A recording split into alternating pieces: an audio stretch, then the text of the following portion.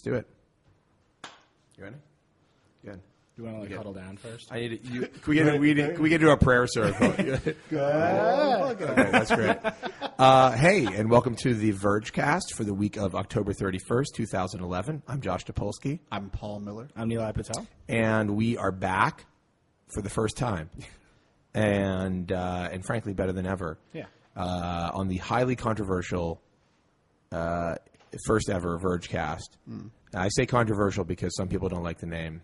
Some of those people are sitting near me and are not Nilay Patel. No, definitely not. I'm a huge fan of the name. Anyhow, but this is this is the Vergecast where we discuss the week in consumer electronics and technology and technology happening. I mean, I can riff on the fact that I hate the name. Can I finish the intro before we get into that? We discussed the week and consumer blah blah blah. Stuff about technology. It was a big week for us, and it was also a big week for technology. But it was a bigger week for us personally because we launched our new website, The Verge, theverge.com. It's on the internet, and you can navigate to it in your browser. You can use an internet browser of any type. Not of any type. I mean, don't try to go to our site using IE6. You know, one of our new guys, Matt McCary, went to it on his 20th anniversary Macintosh Using Netscape. That's true. Don't we have a photo of that somewhere? Yeah, we do. We should drop that in. It's on the forums on our excellent new website. But anyhow, we launched our site, and the response has been incredible. I mean, I am to be perfectly honest with you, the viewer. I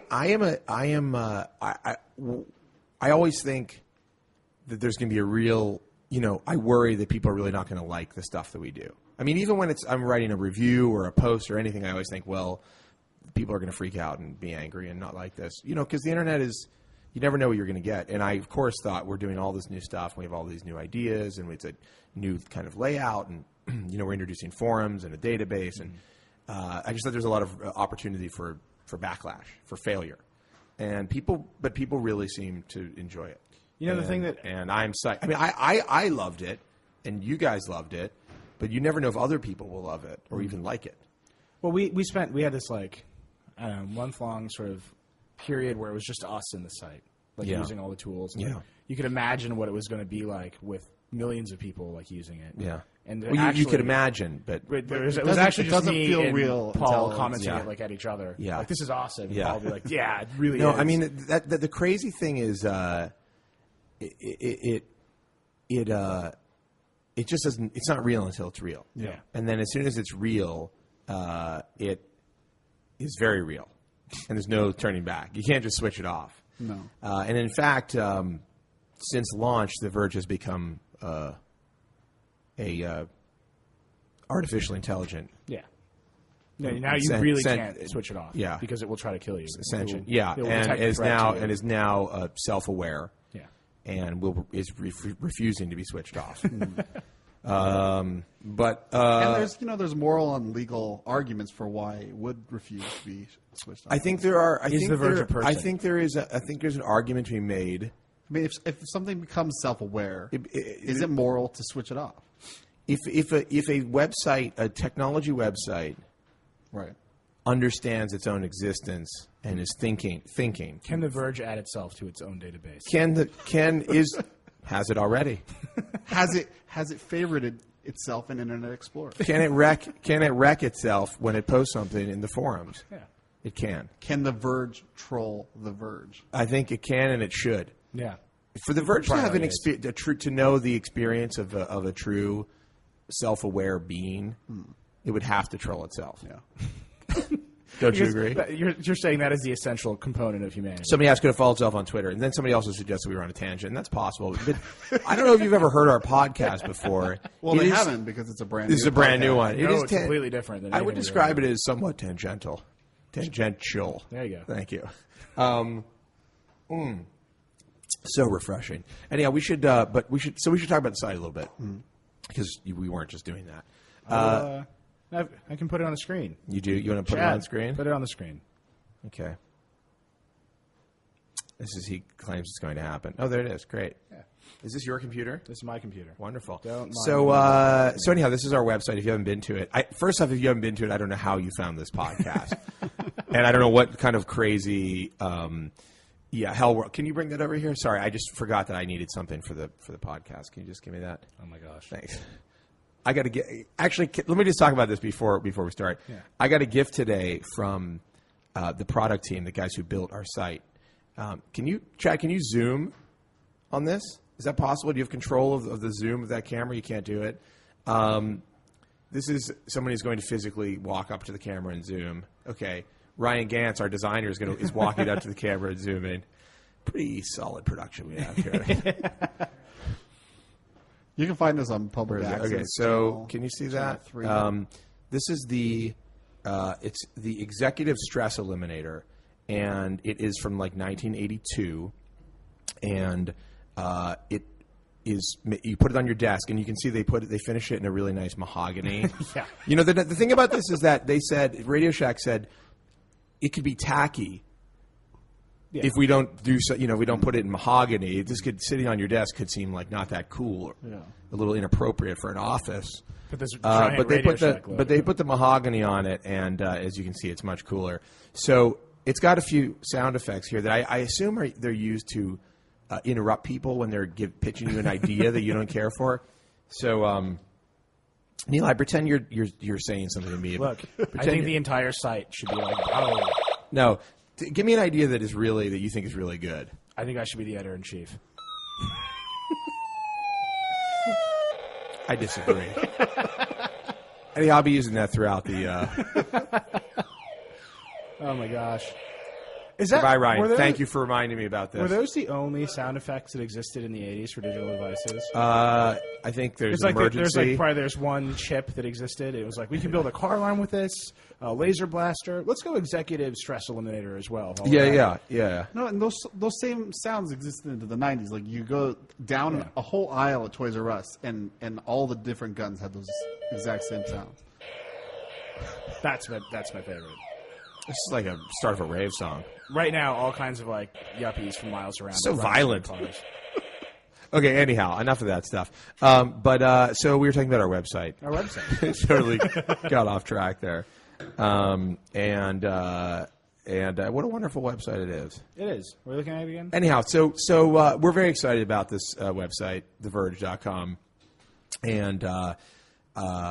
And people have really liked it. And we have forums now, and we're watching people have conversations in the forums that are awesome. And that is that's one of the things that in watching the site start and get real people reading it has been one of the most exciting things, is seeing the kind of interesting, crazy things that people want to talk about in the forums.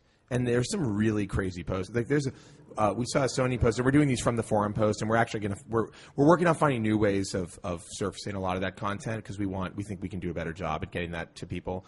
But there's just, somebody did this post on Sony, and it had inline photos and headers, and it was very, very detailed and really well written. Paul pointed it out to me. He was really mad at me because he couldn't get me to look at it for like an hour. Because I was busy. No, but it's the dream to enable people to just write stuff that looks good. It's Sony, a brand with like a future in mobile, and it does look like a post. There's subheads. I can't get our regular. Yeah, well, one of the things we were thinking about with the forums was we didn't want to do just forums where it's like a comment on a comment, and has all this feel of. It just has a very specific feel, and our thinking was, let's give people a place where they can do the kinds of. They can, if they want to write the kind of content that we're writing, they can do it. Mm-hmm. I'm not saying they should, like you have to. You can just write a question in there. And in fact, we have some cool stuff coming where you'll be able to do even more varied types of posting in an easier way, which is, I'm not going to get too into it now, but it's where we have this concept that we're going to probably introduce. But the idea was, if you want, we see people all the time who seem like they've got a lot of stuff to say, and if you wanted to write your own editorial or your own column about something, here's an opportunity. And a lot of people have been actually taking, have been rising to the occasion. And I think that's what we want to encourage. And I hope that and that forum posting tool, this is what Paul's saying, that is essentially the same tool we use for the front page of the site. It's skinned a little differently and it's a little simplified, but the core of it is exactly the same. You can do a lot with it. It's a pretty robust editor. It is very similar to the one that we use.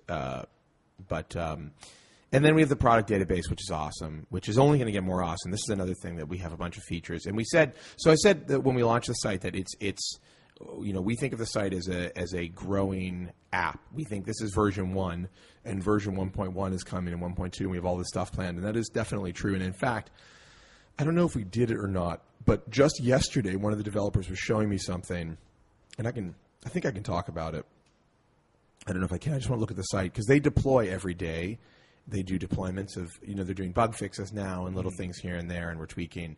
But our developer, Dan Chilton, who has been with us a very long time, we were talking about how you get to the bottom of long posts and it's hard to get to the top.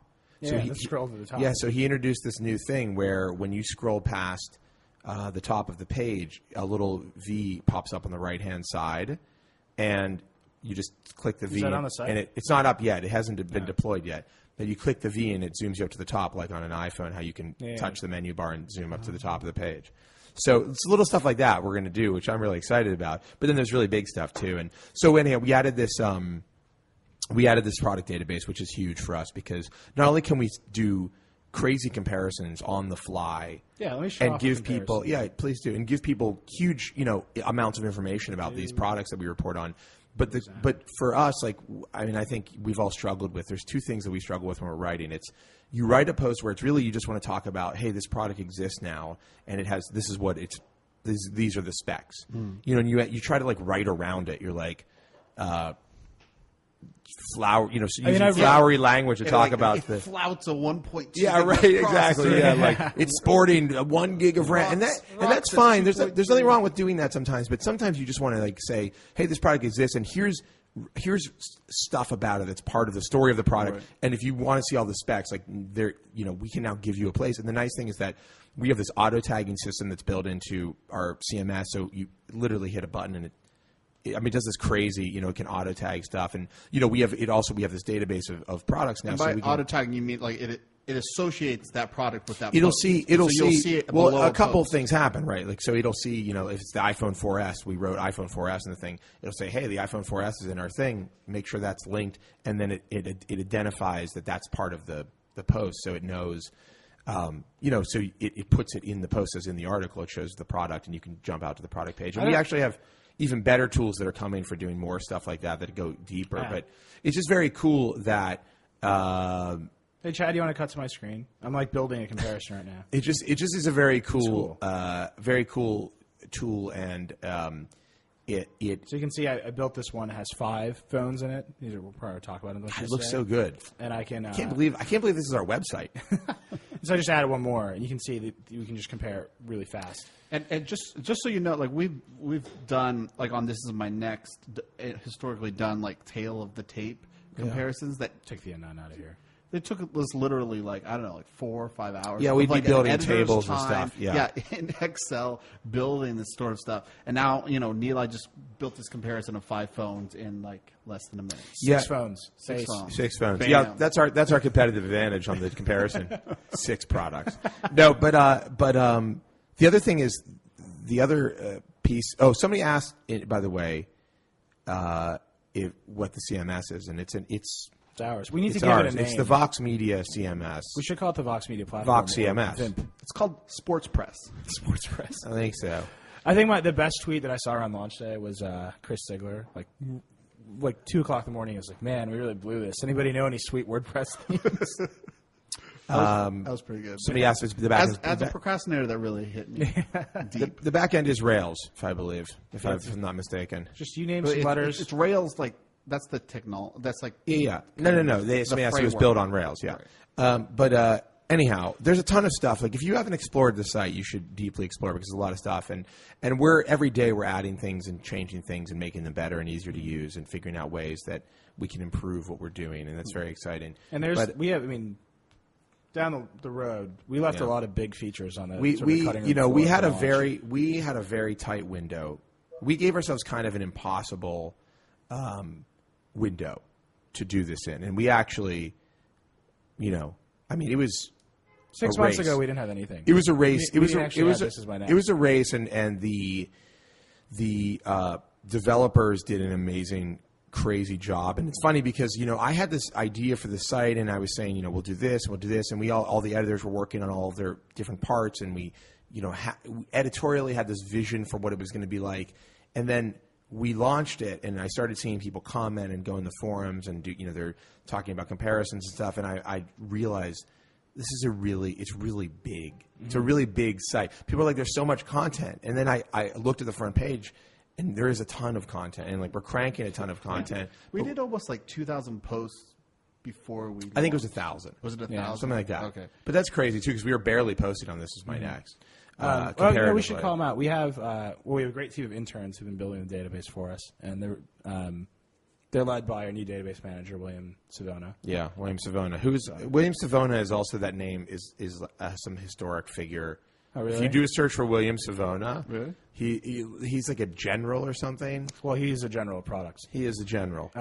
We also have it says on Google that he's a peanut butter connoisseur. That's true. That is also he's many things. I don't know the one here or a different William. I think the William Savona on Twitter. Let's see. A Maltese politician? There you go. Yeah, Maltese politician. Double life Not situation. Also runs our database. And then we have a bunch of new writers who you'll be meeting sort of as the site grows. And I mean, really you'll see them. I mean, look around the site, look at the names. We have a bunch of great new writers, and frankly, we're continuing to hire. Yeah. We're going to be bringing on more people. So this is, in fact, we've grown so fast. We definitely are looking for more writers. We may go back and we got almost 1,000 applications when we put out a call for writers on This Is My Next. Yeah. And we still have a lot of good people in there. We're just getting in the weeds now. Yeah. But we're very excited. Just talk about just the features. Oh yeah, the awesome. Features. Right. Well, that's one of the other things we do. We're doing these huge features and reviews. I mean, one of the things we want to do is expand what we cover, expand how we cover. Tell bigger stories. I mean, we have so much cool stuff like story streams. I don't know if you guys know what story streams are, but story streams are a way that you can piece together. Well, let me talk about, since you have the features up, let me talk about features. Yeah. So this is a big feature. This is something that Thomas Ricker did. Can we get the screen back on? And this is something I feel like no one is doing. I think it's such an amazing thing to be able to do. It's big images. It's lots of text and video and this sort of, we have a way of piecing it together in a very stylized way. And it's just big, magazine-style features for the web. And this one is great. This is like a timeline of jetpacks. And jetpacks are something that we've been fascinated with for ages. I mean, we used to cover them all the time on Engadget. And Thomas just had this idea to do this visual history of them. And it's kind of amazing. You can kind of just sit there and scroll up and down. You don't even have to read the words; it just kind of soak in. Yeah, it's like reading a Popular Mechanics magazine before you could read. It's like leafing you're through. 4 years old and you find your dad's Popular Mechanics. That's right. And you leaf through it. It's awesome. And we also have We have similar kinds of layouts for reviews. You should get up a review so we can look at that. But we just wanted to showcase. We wanted to kind of showcase these in a way. That was I think people who read a review oftentimes aren't necessarily coming in through the front page of the site and going to find the review. Like they're going to go search and find that review, and I think it's cool to be able to surface that in a way that's a total experience. It's its own experience. Well, it makes sense. What's interesting is that all of these styling tools. Obviously CSS has come a long way, but a lot of these styles have been available for years on the web, and I feel like years ago on the web, you would see a lot more styling when everybody was making web pages, where everything was hard-coded and everything was, hand done, and it was all bespoke. And a lot of it looked really bad. Yeah. But all this stuff has been there. But I think because of blogging, it came all about there's this one... Nice. Nice. Sorry, go ahead. So I just knew all along. Go ahead. That you never paid attention to what I was saying, and now you can verbalize that through the magic of technology. Now he can shoot you in the face. Now you can virtually shoot me in the face for talking. What were you saying? My ideas. Do you want to finish what you were saying? Just my heart and soul into the microphone. I do feel really bad. The idea of blogging. You want to push the button so bad, don't you? There's two text boxes. You copy and paste text into a headline box, and you copy and paste text into a larger box below, where all the rest of the text of the post went. And you maybe bold some text, you put some headers in. But it's really simplistic, and all these tools have existed. But it's so much fun to really style something with all these tools that exist to be something more like print. Right. Yeah. I agree. Anyhow, we're just happy to have launched it. If we've just spent the last half an hour talking about it, it's only because we have been doing nothing but talking and thinking about it for the last 6 months. 6 months. And longer. I mean, there's a lot of this stuff is things that I wished and dreamed about and thought about, and we talked about before, and it couldn't happen, and so it's been a long time in the making. But I'm just psyched that anybody likes it. I'm happy, and we're listening. By the way, we're really listening to feedback, and we want to make it a great experience for people. And I'm speaking to you, the viewer or listener.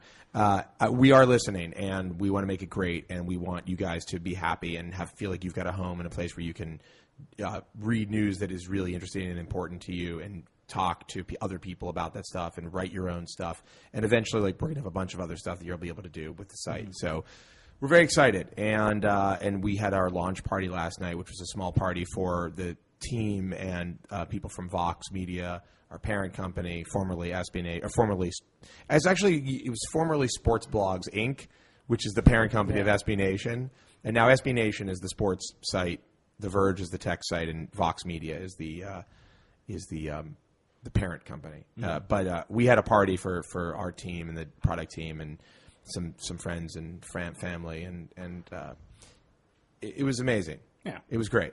And it was just, but also I drank too much, and my voice is going. And so halfway through this, I'm going to stop talking.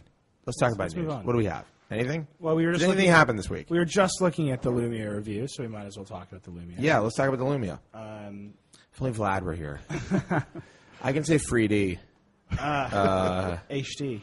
HD. Well, the thing about the Lumia, if you're just reading Vlad's review, it's like it's obviously a very competent phone. I think it is probably the best Windows phone, the nicest hardware. It's a beautiful phone, but throughout Vlad's review, I sense nothing but longing for the N9. He loves the N9. He really loves the N9. He's just obsessed. It's a sickness. It is. Well, it's kind of like you got to get down with the sickness. That's the thing. Oh, God. Come on, huh? No? Disturbed? You're leaving? Really? You're walking out? Because I made a Disturbed reference? It's not that bad, is it? It was terrible. Go on. No, I mean, I just think this whole review is colored, and I think the whole product is colored by the fact that this hardware is supposed to be running this bespoke operating system. Right. Because the narrative was it was the software that was holding us back. Right. And we're so good at hardware. It was just the software that was holding us back. They make the jump, and right when they make the jump, the software got there right then. I mean, it's just. So I mean, we don't need to rehash a lot of what we talked about with this, but I think that the Lumia 800, which I think also first off the name is terrible. Oh, it's a camera. I mean, it's Lumia 800 just is me so incredibly. I bought my mom a Lumia 800 so she could take pictures of her. I mean, it's so incredibly. Cats. Just. My mom has 2 cats. Did she take a lot of pictures of them? No. It doesn't have a Lumia. It just feels so generic, and. Did somebody already buy Vergecast.com? Oh, why did I say that?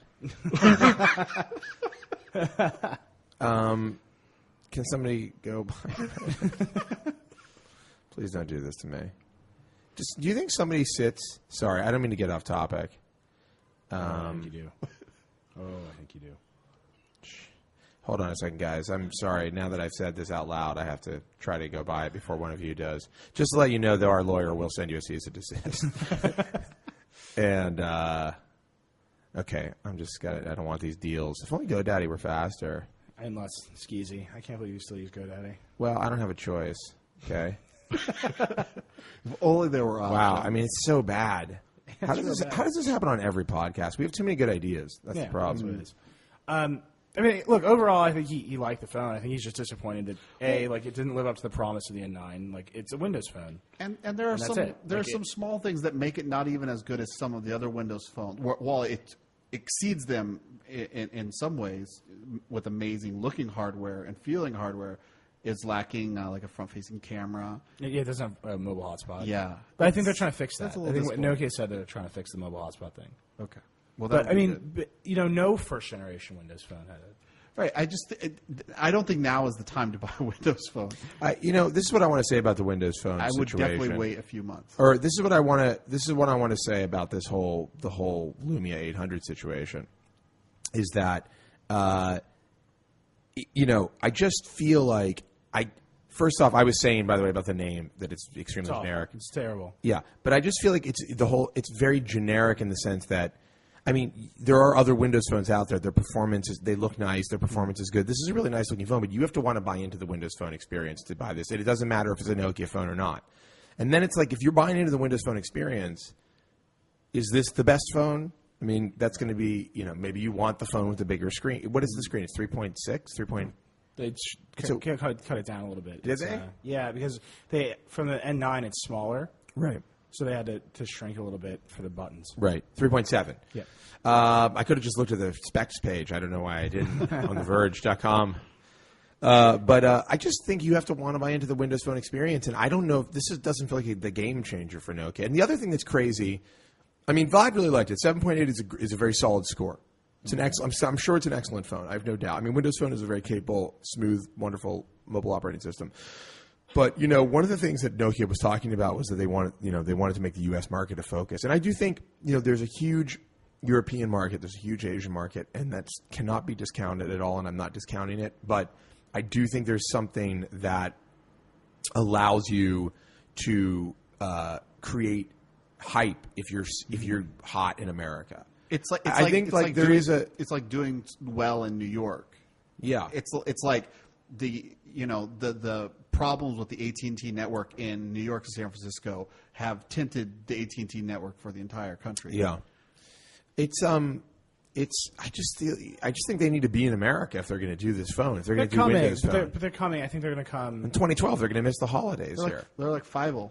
I'm sorry, but there's going to be Black Friday sales and the holiday sales, and people are going to be thinking about these things. They're in a buying mood, and they're missing that for a year. I think this phone, though, the overwhelming story of this phone is that they really did just put Windows Phone onto some existing hardware. And they didn't get to do a lot of customization. Right. And I think you don't want to make your first introduction into America with a new platform with like some warmed over stuff. Nobody knows it's warmed over here. Nobody's seen the N9. But it's not competitive. Like like the platform is just there. The hardware is just there. I don't know. How is it not competitive? It's completely competitive. That's the problem. It's not a leap forward. Right. That's what I meant. What is going to be a leap forward for Windows Phone at this point? They haven't done any of this customization. Yeah, it's all the hype that they've been talking, all the interviews they've done. Can anybody tell me what the customization that Nokia is going to do that's going to make it special? There's going to be swiping. Swiping. They keep talking about all the stuff that they're able to do, the map stuff that they can do that nobody else can do. I just think if you trickle this stuff out, I mean, I think the play for Microsoft right now is, I mean, you see the Focus Flash, it's a $50 device. I think the play for Microsoft is to get in on the low end as much as possible, right? And so to get Android out of the low end. Right. These are the other phones that we have: the Focus S and the Focus Flash. Right. That Samsung put them out this week. We have Ross is, I think, doing the Flash. He's reviewing. He's. I believe he's 3.7 inch for $50. Yeah, I mean it's ultimately the same experience as the Lumia 800. It's exactly the same experience. I mean, make no mistake about it. They built this They have this spec. This chassis spec for a reason. Mm-hmm. The performance is going to be nearly identical. It's that same 1.4 gigahertz processor. It is the same CPU? The second gen. Oh, as far as I know. So, I mean, that's one of the problems with Windows Phone. I don't think that's a problem. Well, I wouldn't chalk that up as a problem. But I think if you get a higher end Android phone, there's a clear differentiator between a higher end Android phone and a lower. But those end differentiators exist on Windows Phone. I mean, the Radar has a worse display than the Titan. Right? It would be fine. But you're just talking about display, same resolution. Processors are going to have. I mean, generally the performance of the processor is going to be the same. So you're saying the gap is different between the low end and the high end. I noticed that the stuff I noticed in the high end, I noticed on high end Windows phones versus low end. I mean, a What crappy I'm saying display. is Is a Microsoft crappy needs to display. make it so that the low-end phones can't run certain pieces of software to really Does differentiate. not sound like an awesome solution. I just think there's a next generation of Windows Phone brewing, and this isn't it yet. And I think that's what Nokia wants. it's to come not to. going to be exciting until we get there. They want to come to America like in a party dress. Let me give you an update on the Like Vergecast.com. by the way, Did you buy? I'm really just sad that you guys haven't. I know. I get commented the on my American Fiverr. Tail reference. I know what you're doing. Yeah, I'm just not. Basically, I'm just not letting there's a it What are you happen. talking He about? just wants to come to America. He was Right? already in America. He gets And he lost. can make his dreams, and then there No, can be no, a he's sequel in America. He's where just he can lost. meet, Dude, have you never seen? Really? where he can meet Jimmy Stewart in the sequel. I never actually saw the sequel. It's great. It's probably better. It's that's American Tail 2: A Land Before Time, right? no. Oh. Philo goes west. Where he gets eaten by a dinosaur. You are talking about a children's movie, right? About a mouse. Yeah. Yeah. Okay, I just want to be clear of what's happening with the senior editors at The Verge. He started it, man. Anyhow, tried I to don't, cut him I don't want to spend another podcast talking about Windows Phone off. Or American Tail. or American Tail. Right. Is that what it's called? Yeah. What I do want to say is, forget it. I don't want to say it. like I want. What I want to talk It's like about. poison? I want to talk about how excited I am about the Galaxy Nexus, but we're not going to talk about that. That's all I can think. So we should actually. Speaking of your excitement for a Whoa. native Gmail experience, Whoa! Oh yeah, this is great. Perfect timing. What a great segue. Google brought Gmail to iOS this week. Google brought Gmail to iOS. On its face, so hard. It was a really crazy fail session. Yeah. Hardcore failing session. All over the place. Actually, hey Dieter, can you also drop in the link of our story stream? This will be a good opportunity. I have it. It's up on the site. We can cut to it. So this is a great chance to show off story streams. Yeah. So what we're able to do now with this technology actually is we put up one Technology. post. It's a technology. Fantastic. Yeah, it's awesome. So we put up one post, the original story. Gmail is now available. Everybody got all excited.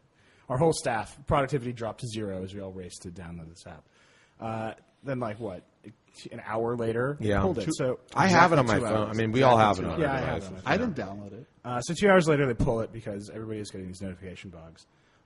And we actually were able to, in the old days, we had to type update and headline. Yeah, we just update the post or just do a whole new post, and there's no there's- connection between the two. So but now we can make a stream. Yeah, it might make an association between those things with a tag or something, but So now we can make one big story and slot all the old stories into it together. It's almost one way to think of it is it's a blog about that this story. specific topic. Yeah, microblog. yeah, it's really cool. It's like a miniature blog about the And eventually they're going to re-release it. right. And it's we also and when going to we suck, and when and we, we're and gonna so review and it. so what's cool go into one of those posts. I mean, but also we should talk about the story, but this is just a cool feature. But when you go into one of those posts, it Right. shows you where you are in the stream. It says, "Hey, this stream is happening. It's part of it, and this is where you're located." in And the what's stream." actually even cooler is that there's only one story stream about Gmail, but you can imagine this says 2, 3, 4, and so posts can be in multiple streams. Yeah, and you that's can right. see where you are in different. I know what you guys are thinking. Can Don't you put cross it? the streams. Can you put a stream within a stream?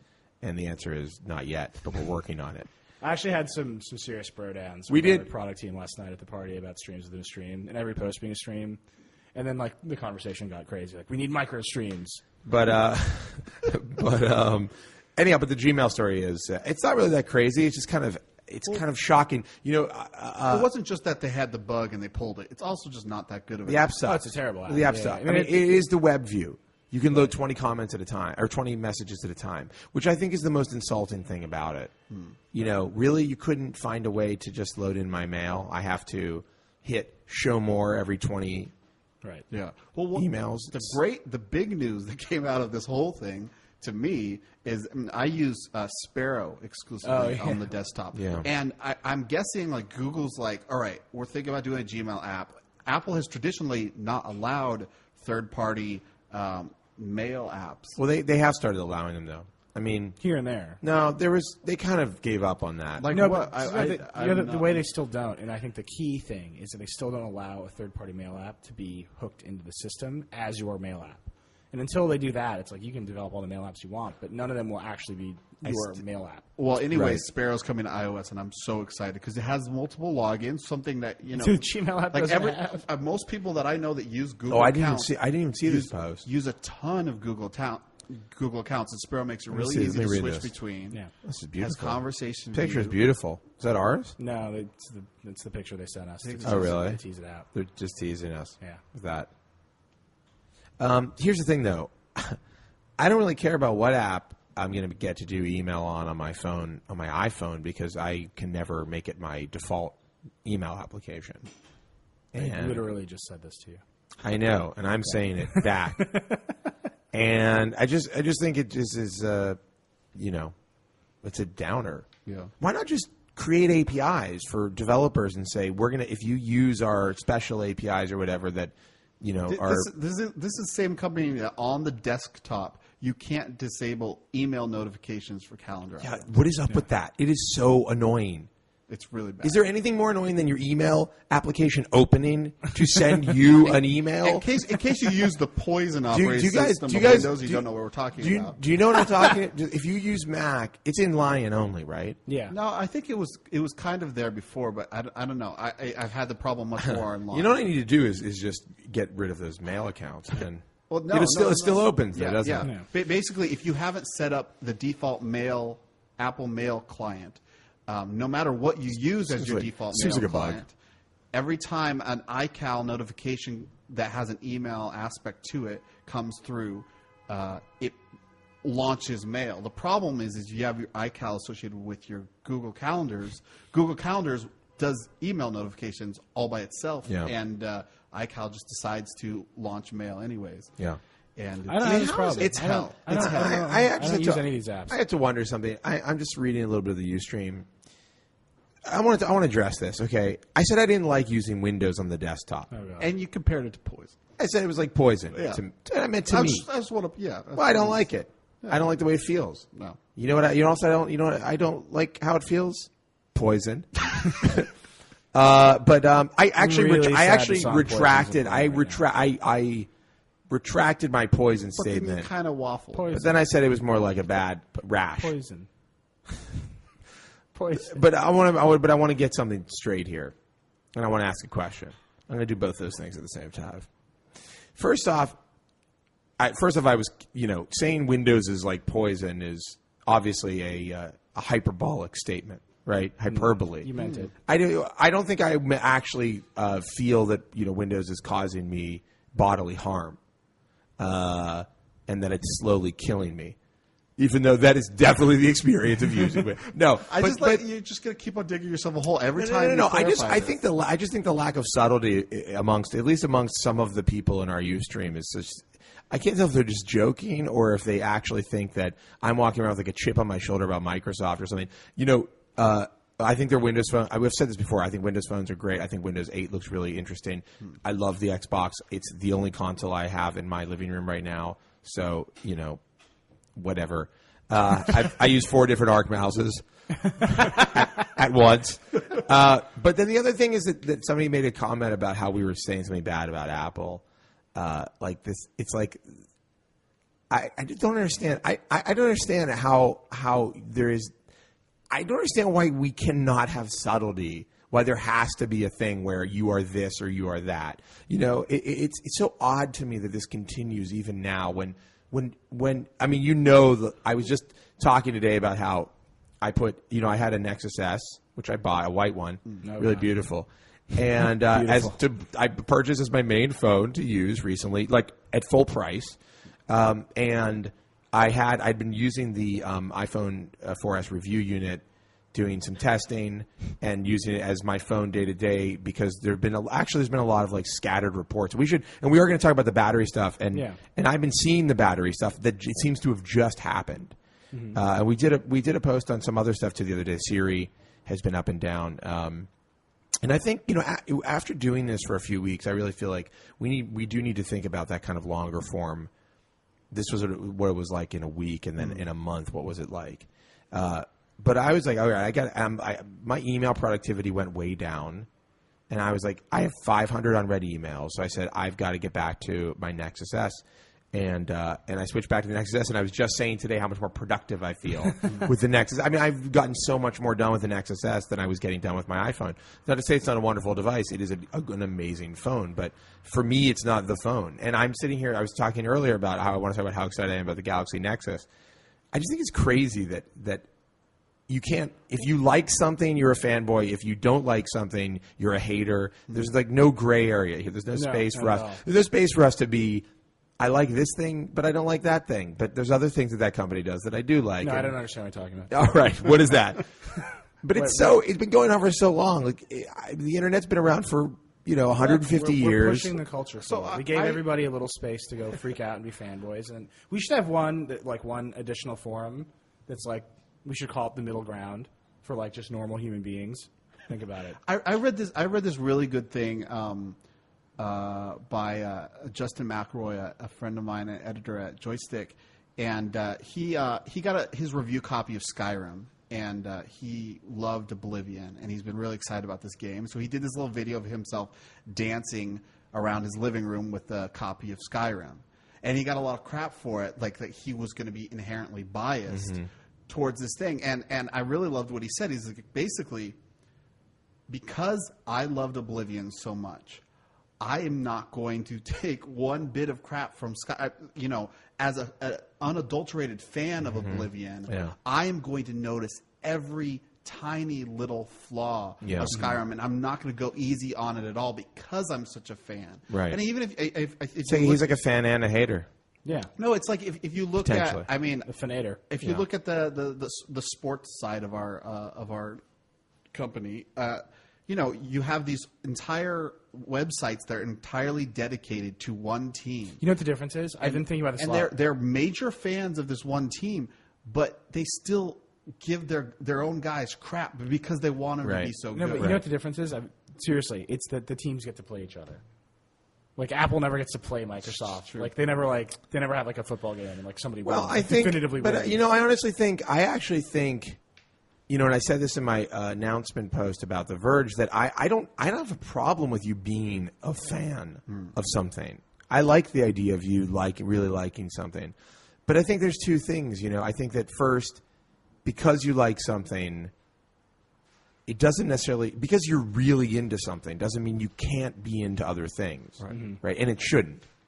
And because somebody else doesn't like that thing, it doesn't mean that they are making a statement about some broader subject, Like, I love the iPhone, and it's absolutely most comfortable for me. Yeah. And I try Android phones, and I'm uncomfortable, and I always say, I'm going to switch to Android, but I never do. That's right. You're a hater. But I could list the flaws with the iPhone for just a whole podcast. Let's talk about the specific battery all day. Let's get back. Let's take this train back onto the rails and out of the out of the weeds, out of philosophizing.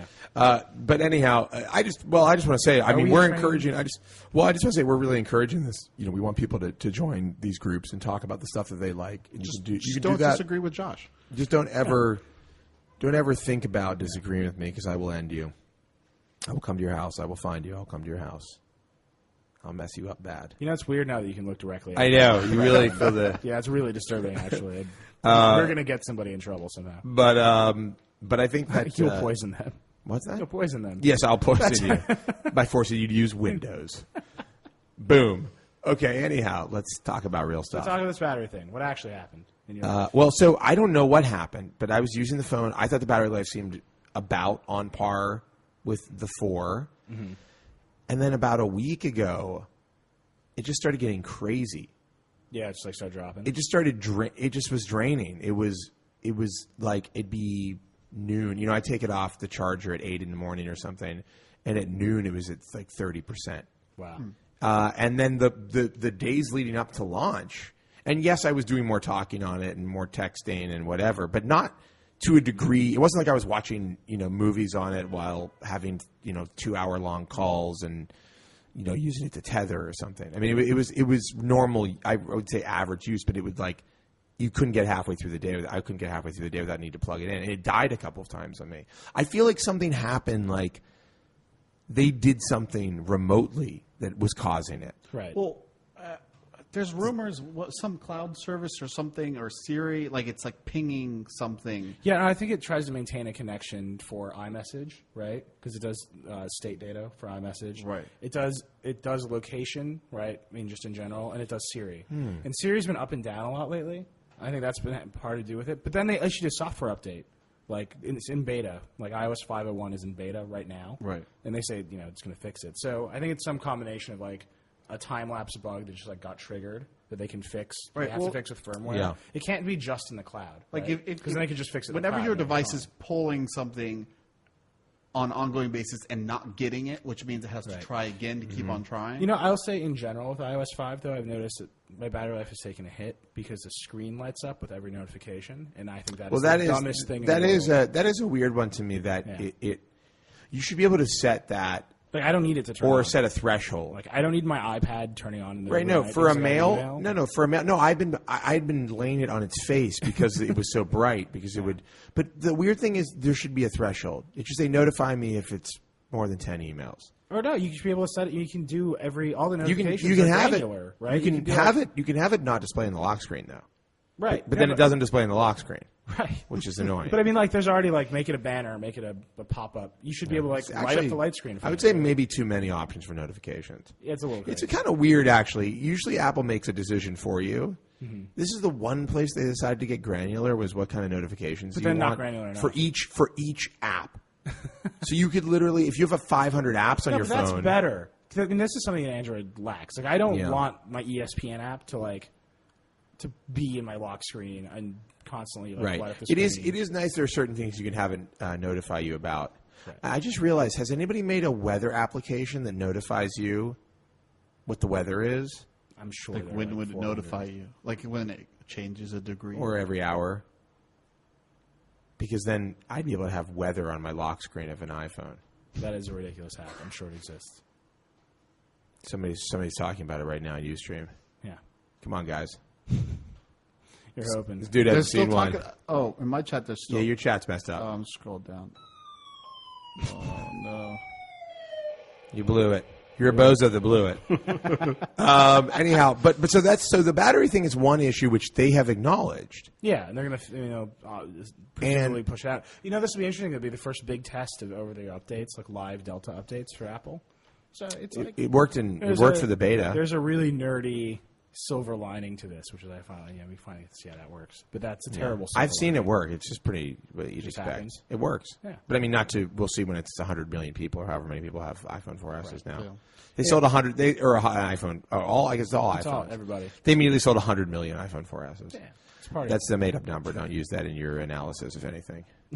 Don't use that to write a piece of analysis about the company that will then be used by stock brokers to trade. Yeah, stock. it's the stockbrokers who are going to use the analysis. How insane is the world that guys just say stuff and then people take money and do things with that money based on the things those guys say? And I think we have a unique advantage in our industry because we know when people are just sort of making things up and when they're actually doing analysis. And there are a lot of analysts that just make stuff up, right? Yeah, we agree on that, do we? Yeah. Do we agree? I get the general vibe, yes. Some, not all. I mean, it's like I'm not there at this dude's office. No, I'm right. watching him but play solitaire. we've seen analysts write things that are patently incorrect and crazy, and they've never come to be. Apple's making a provably TV, okay? false. Well, the Apple TV thing, there may be something to it, and there may be something to it now. I don't know if there was something to it when Gene Munster started making comments about it in 1998. 1975. They're going to make a TV. 1975, Gene Munster was guys, like, they're going to make a TV. This Apple One, guaranteed. But it's just crazy to me that we're talking about analysts, by the way, that analysts can just say, Apple is, we think they'll do, because they missed this earnings as analysts' predictions. Yeah. Right, they hit those guys are actually using numbers, but it's still kind of weird to me.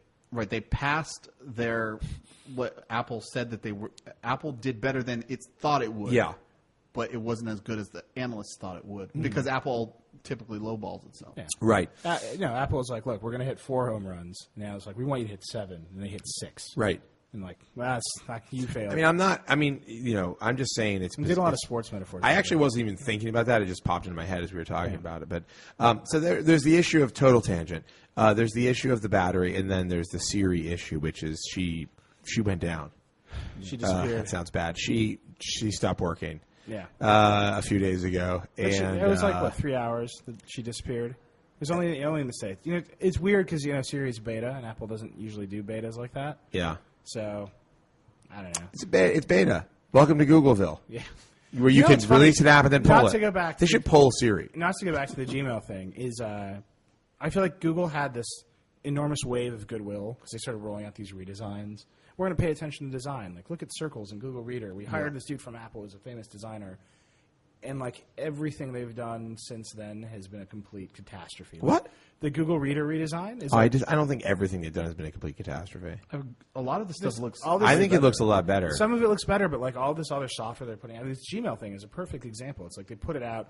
It's like they didn't think about that's not the same. But those aren't the same teams. But they're not the same teams. It's like company-wide. They're putting out the stuff that they're not I feel like that app looks really different than the web stuff. I think it's a totally different team. No, I don't think it looks different than the web. I think the parts. I'm sorry, the parts of the HTML view that they're pulling in do look just like the web because they are actually the web. Yeah, but that black stuff is not in the new design really that much. But the line art styling, all that stuff, and then the reader stuff. That's not really there. I think your eyes aren't working properly.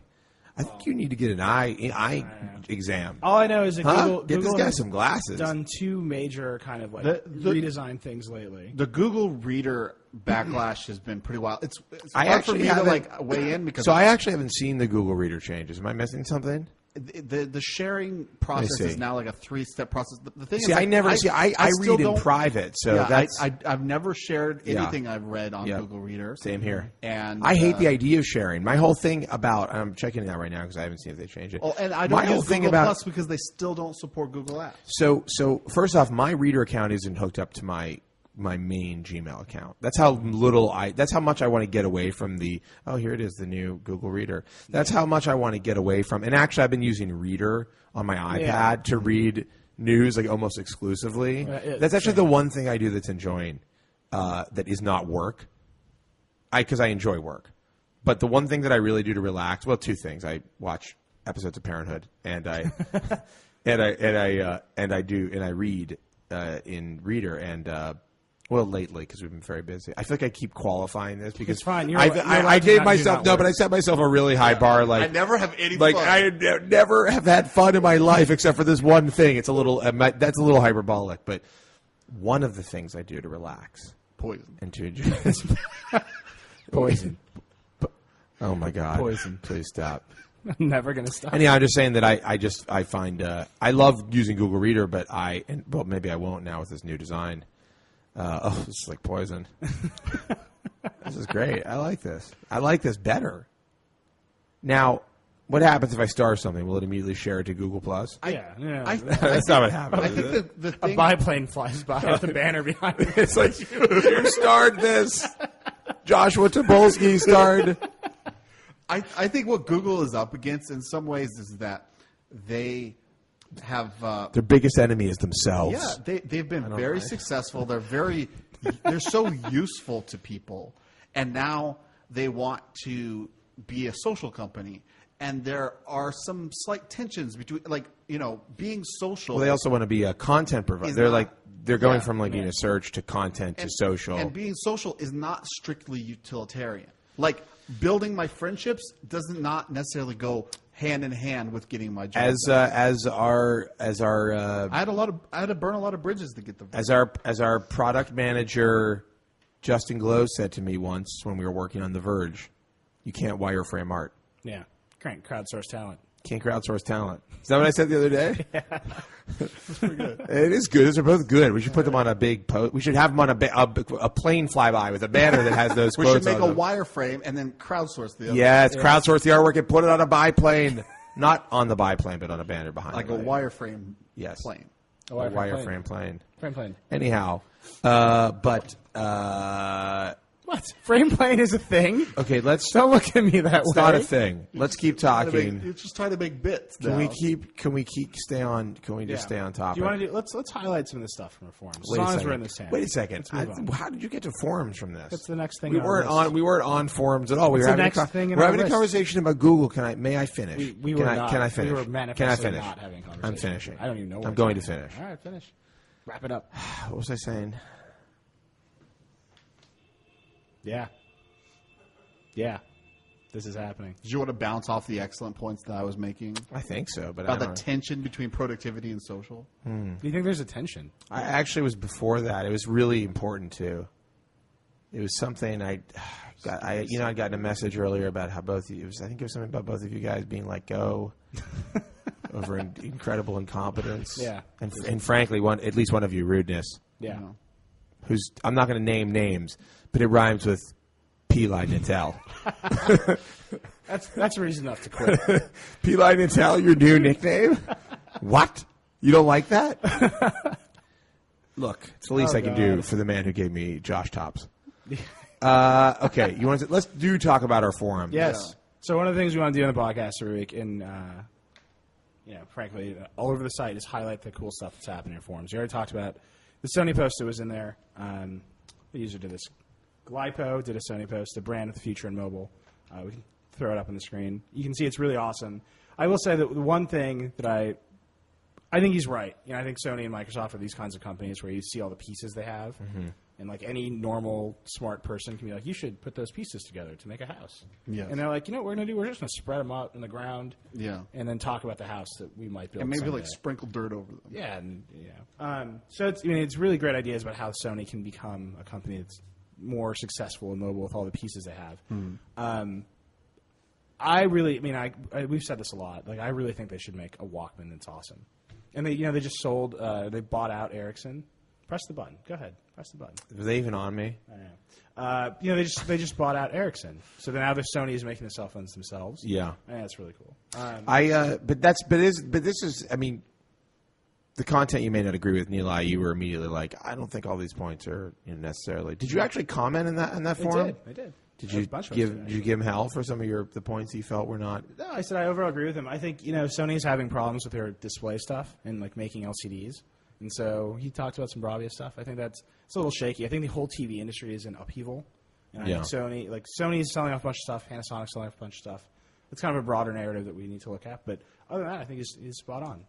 What's the next one? This one I thought was cool. John Deutsch talking about Windows Media Center. This is just right in line with TVs. Great headline. A sleeper that's a keeper. Did you drop that into? Yeah, I'm just showing it on my screen.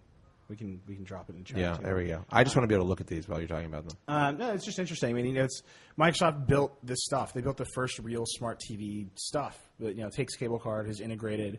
They're doing what everybody wants Apple to do, right? They have an integrated smart TV system, and it's like they've totally let it go. So that's really cool. The next one is just show off your desktops, which is kind of my favorite. And you can see people's, there's crazy setups on Mac and PC desktops are really cool. And just stuff like this. I mean, this is stuff that we're the most excited about. People just really engaging our forums. And then the last one is this long letter to HTC called My Breakup with HTC. It's all about how Sense has become completely overwrought. It is. Sense has become insane. Yeah, it's really. I have to agree with that. I mean, there is something so amazing about. You can see. I wanted to point out. This is Thin the Herd as a user, and it's super long critique of Sense, and that's awesome. Like that kind of stuff in our forums is like the best stuff. Yeah, I mean, I am truly impressed by the level of, and maybe that's the honeymoon. Maybe it's the honeymoon period, but I feel like we always thought that there were some really smart, clever, interesting people commenting, and that if you just gave them a little bit more room, and let them kind of talk about what they wanted to talk about, you could get some really, see some really cool stuff. And I am kind of blown away by the level of some of this content. Yeah. We also have a really good animated GIFs thread, so I highly recommend it there. That's really where I live. I haven't been in that thread, have I? Oh, it's good. Is it the one that it was not the one that we started when we were testing? It was. Thomas Houston started, and it was right after we wiped all the old crap clean, and he started that one right away. The desktop one is great. It's really fascinating to see how other people do their setups, right? It's like wild. Yeah. And then we have other ones that are like show us your office and all this stuff. I mean, it's cool. I mean, there are threads that have existed on other sites that are similar, but it's awesome to see our community kind of like really go after this stuff and a bunch of nerds nerding out. This is how nerds get social, Paul. Google should take a lesson. Maybe that's our. This is how nerds get social. Nerds get social.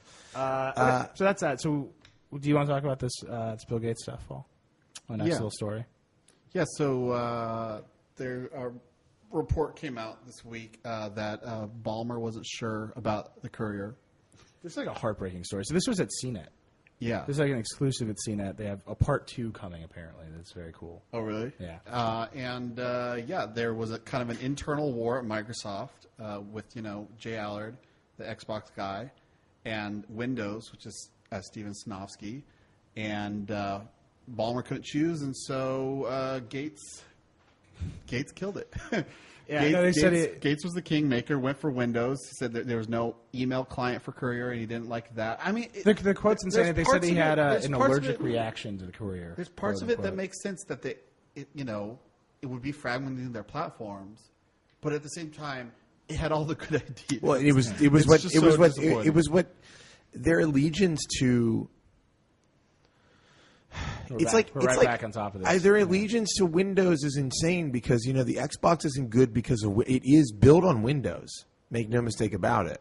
In a really there are shared technologies. There are shared. DirectX is about it.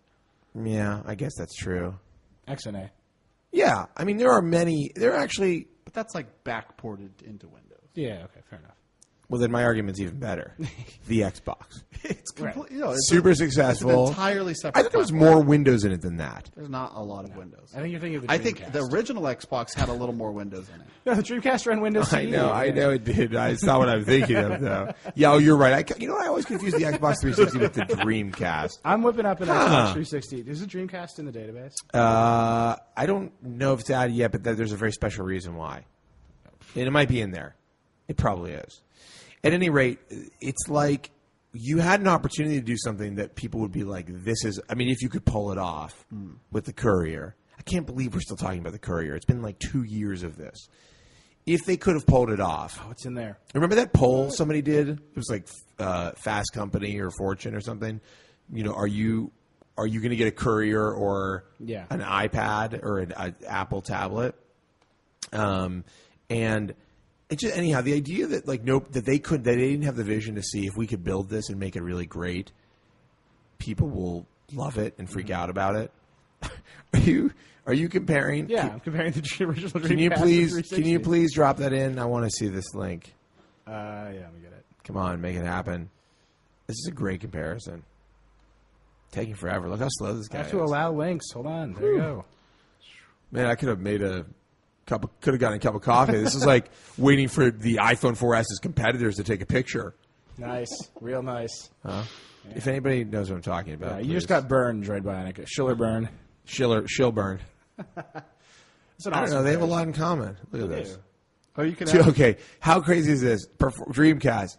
CPU speed, 200 megahertz. Is this right? The Xbox is a 3.2 gigahertz? That doesn't sound right to me. So, yeah, the original Xbox was based on Windows NT, but I think the Xbox 360 was pretty much from scratch. That's what people are saying. Is that right? I don't know. Seems high to me. What, the Xbox 360? Yeah. Well, there was the Pentium 4 was up to like 3 and 4 gigahertz. Like years ago, there was the whole gigahertz wars, and then they kind of started over. I need to put the PS3 in this thing. Oh, my battery's dying. Let me get PS3 into this mix. Oh, you can't search for PS3. We got to fix that. Yeah.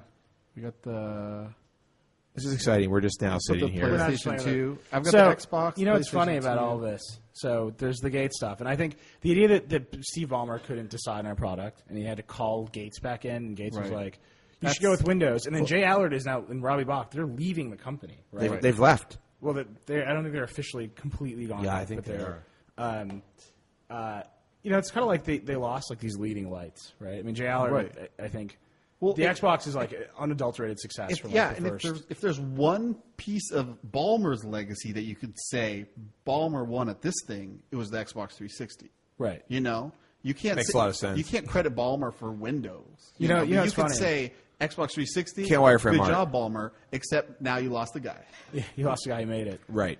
You lost your dude. Yeah. But it's like just the idea that like Ballmer couldn't make that decision, had to call in Gates. And Well, Gates that- was like, let's go with Windows, as opposed to like, let's go with this radically innovative thing that seems awesome. Well, you know, I don't want to go back down this road. Man. But then you know what's really funny? What I think is super crazy is they said no, let's not make a tablet this way.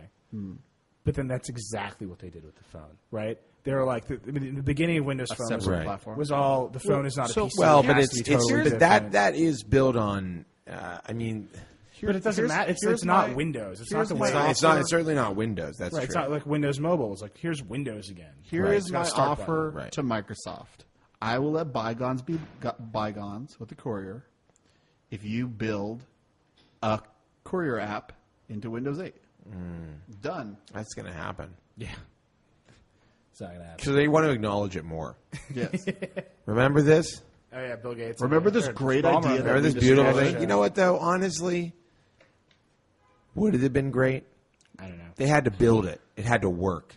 It had to be as elegant as they made I'm it seem. pretty sure They if did it build didn't have an Windows Phone? email, I mean, they did it, right? I mean, everything they said they wanted to Yeah. Windows Phone, they're doing. but True. They're from this report, it also sounds like Allard wanted to be just creation, and especially if you look, He's a creationist, basically. Well, no, I mean, he didn't want to have email just on it, terrible. and like email is kind of a big thing that people do on their iPads in bed. You know, like Well- just kind of let me. Run I mean, through my that's email. that's stupid, and everybody knows that.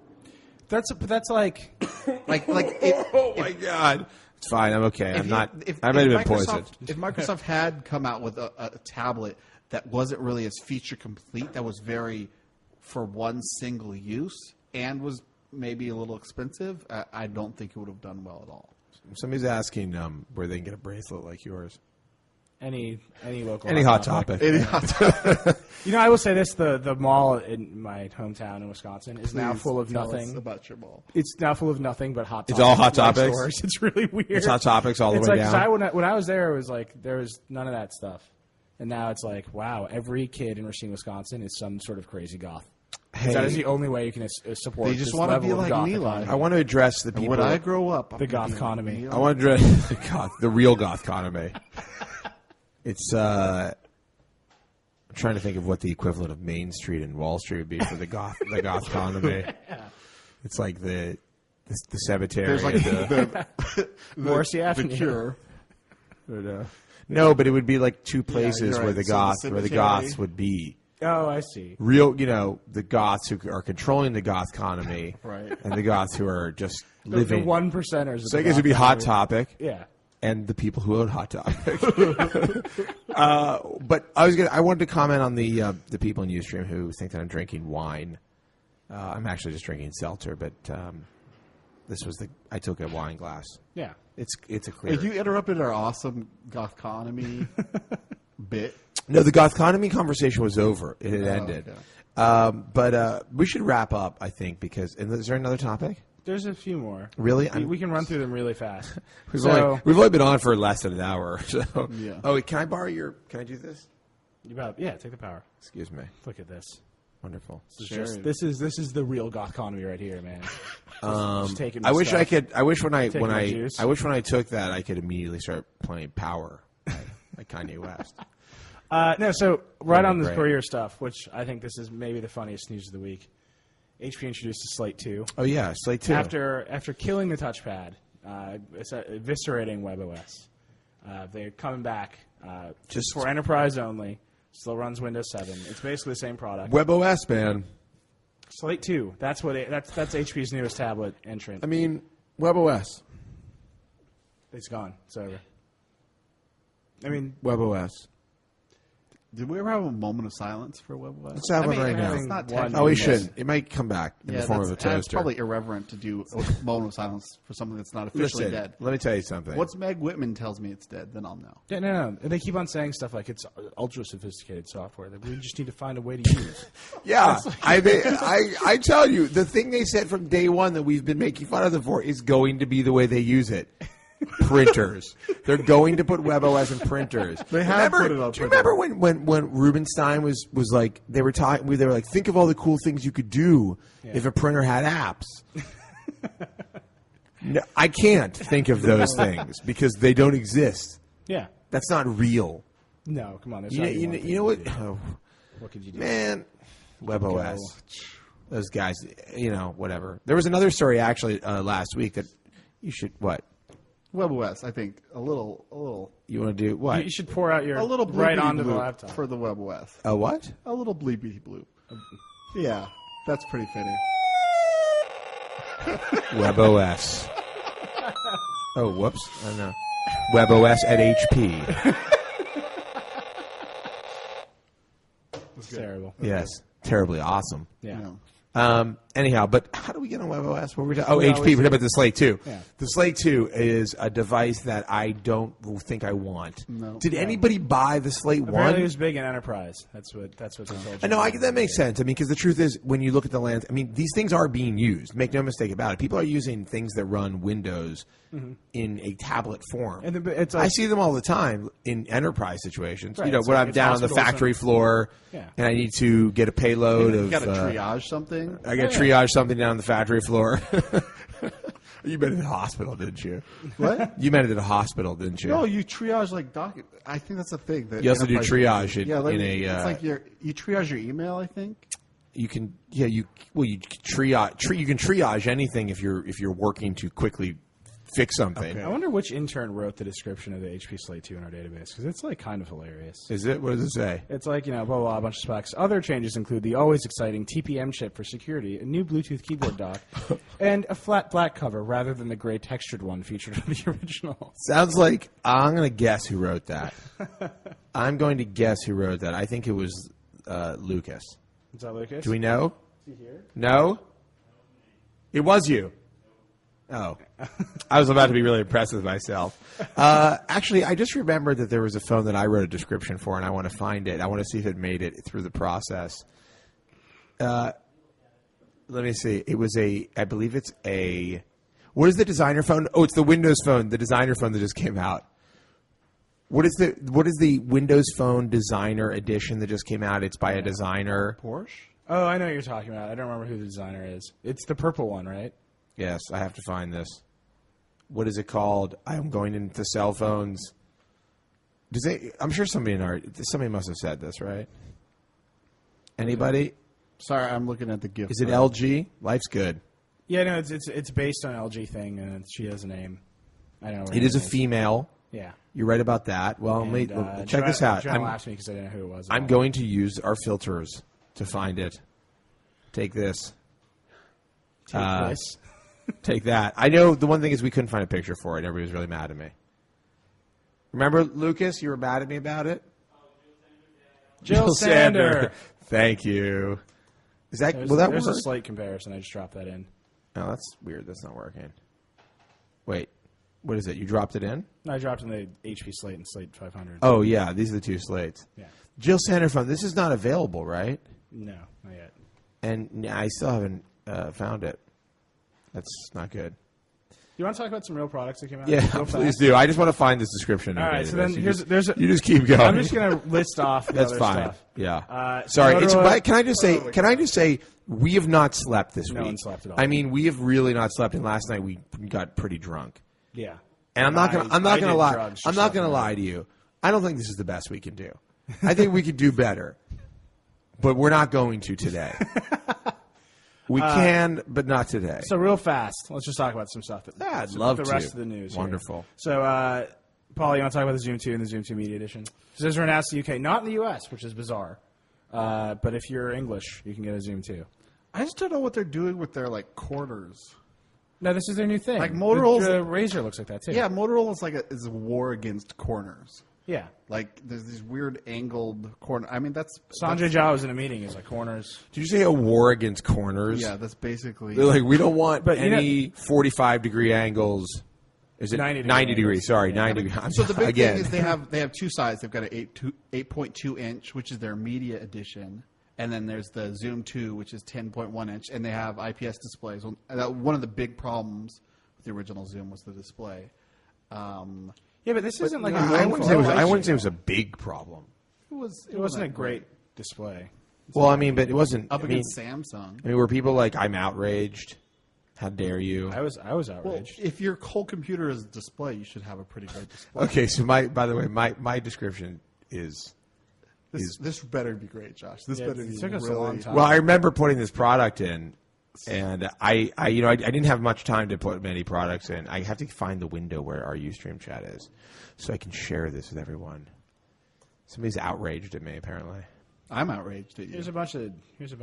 Oh, I'm not a moderator, so I can't. Here, Let me give you the. There you go. Try that. What am I trying exactly?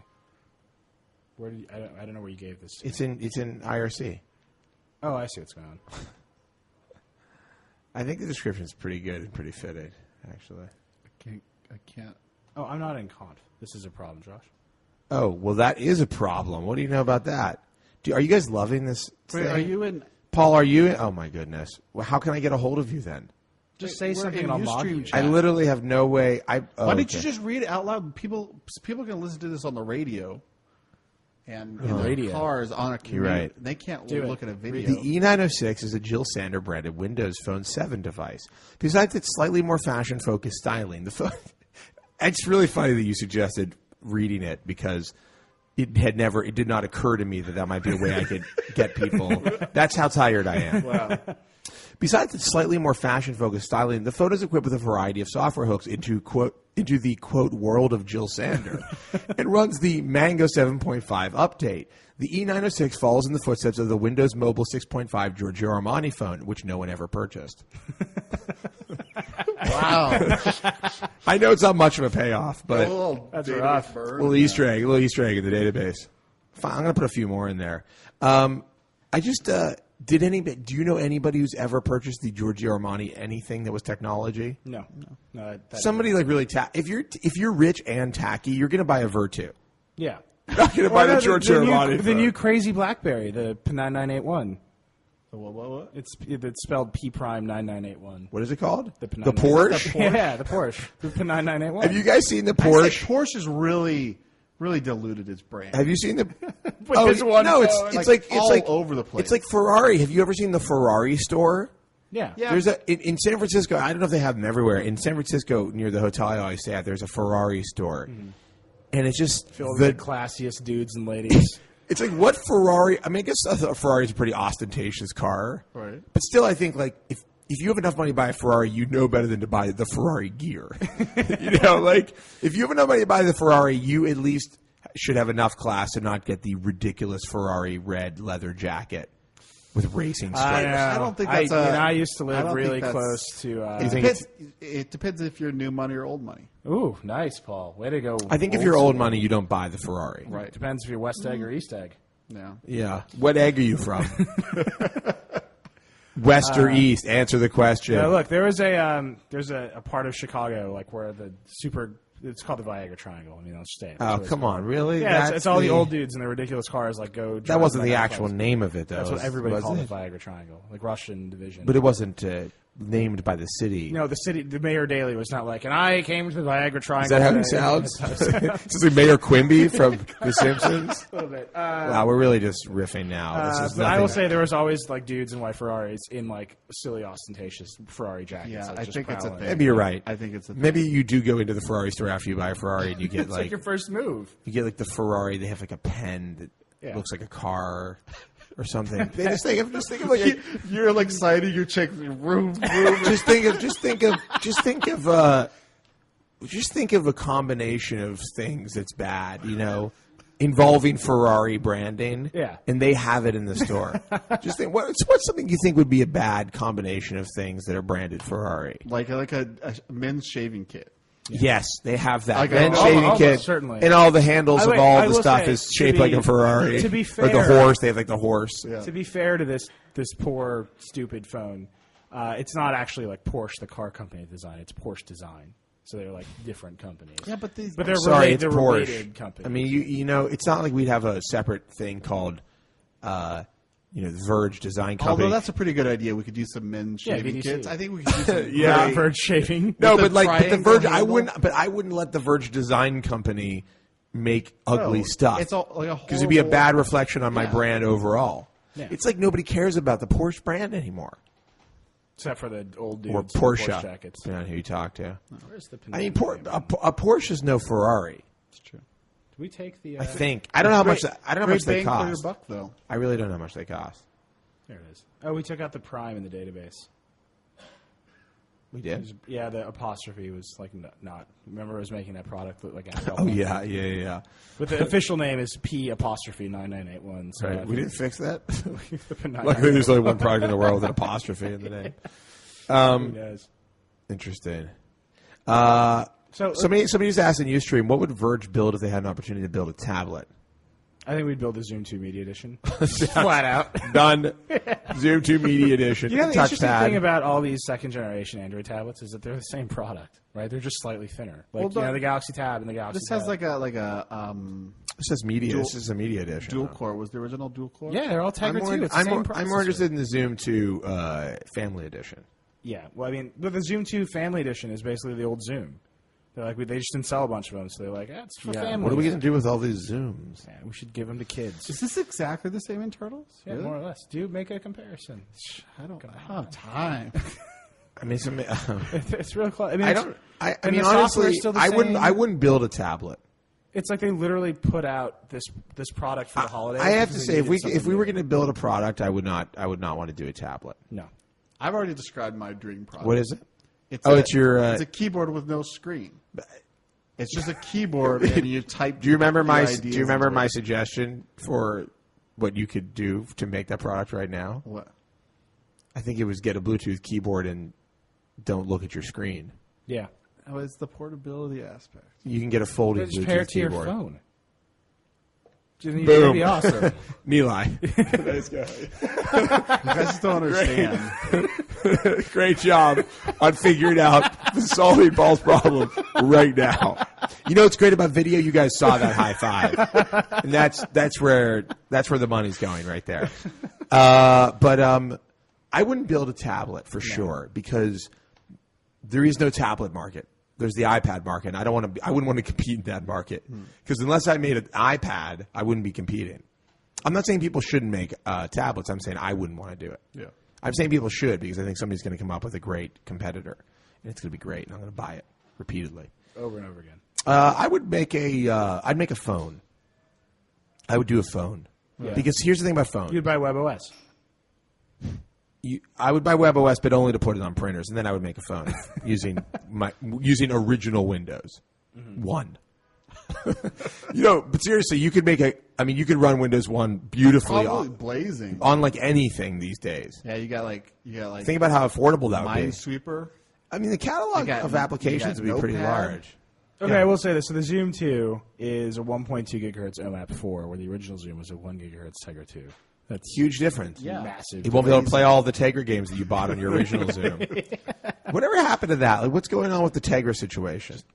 Aren't we due to see a bunch of Tegra 3 stuff? Hasn't there? Tegra I hope 3 so. is like right around the corner. No, but here's the deal with Tegra. Like, they're saying, at least with Android, they're asking people to make special apps for Tegra. And I asked somebody about which is this, insane because it's like adding another layer of fragmentation. Where it's like, well, with this Tegra 3, you're not going to have like faster, like apps that only run on Tegra 3. Right? Well, they're like, well, if someone buys a Tegra 3 thing, they want to have exclusivity. Sure. You know? Yeah, that's what people want. Yeah, they want to People feel superior.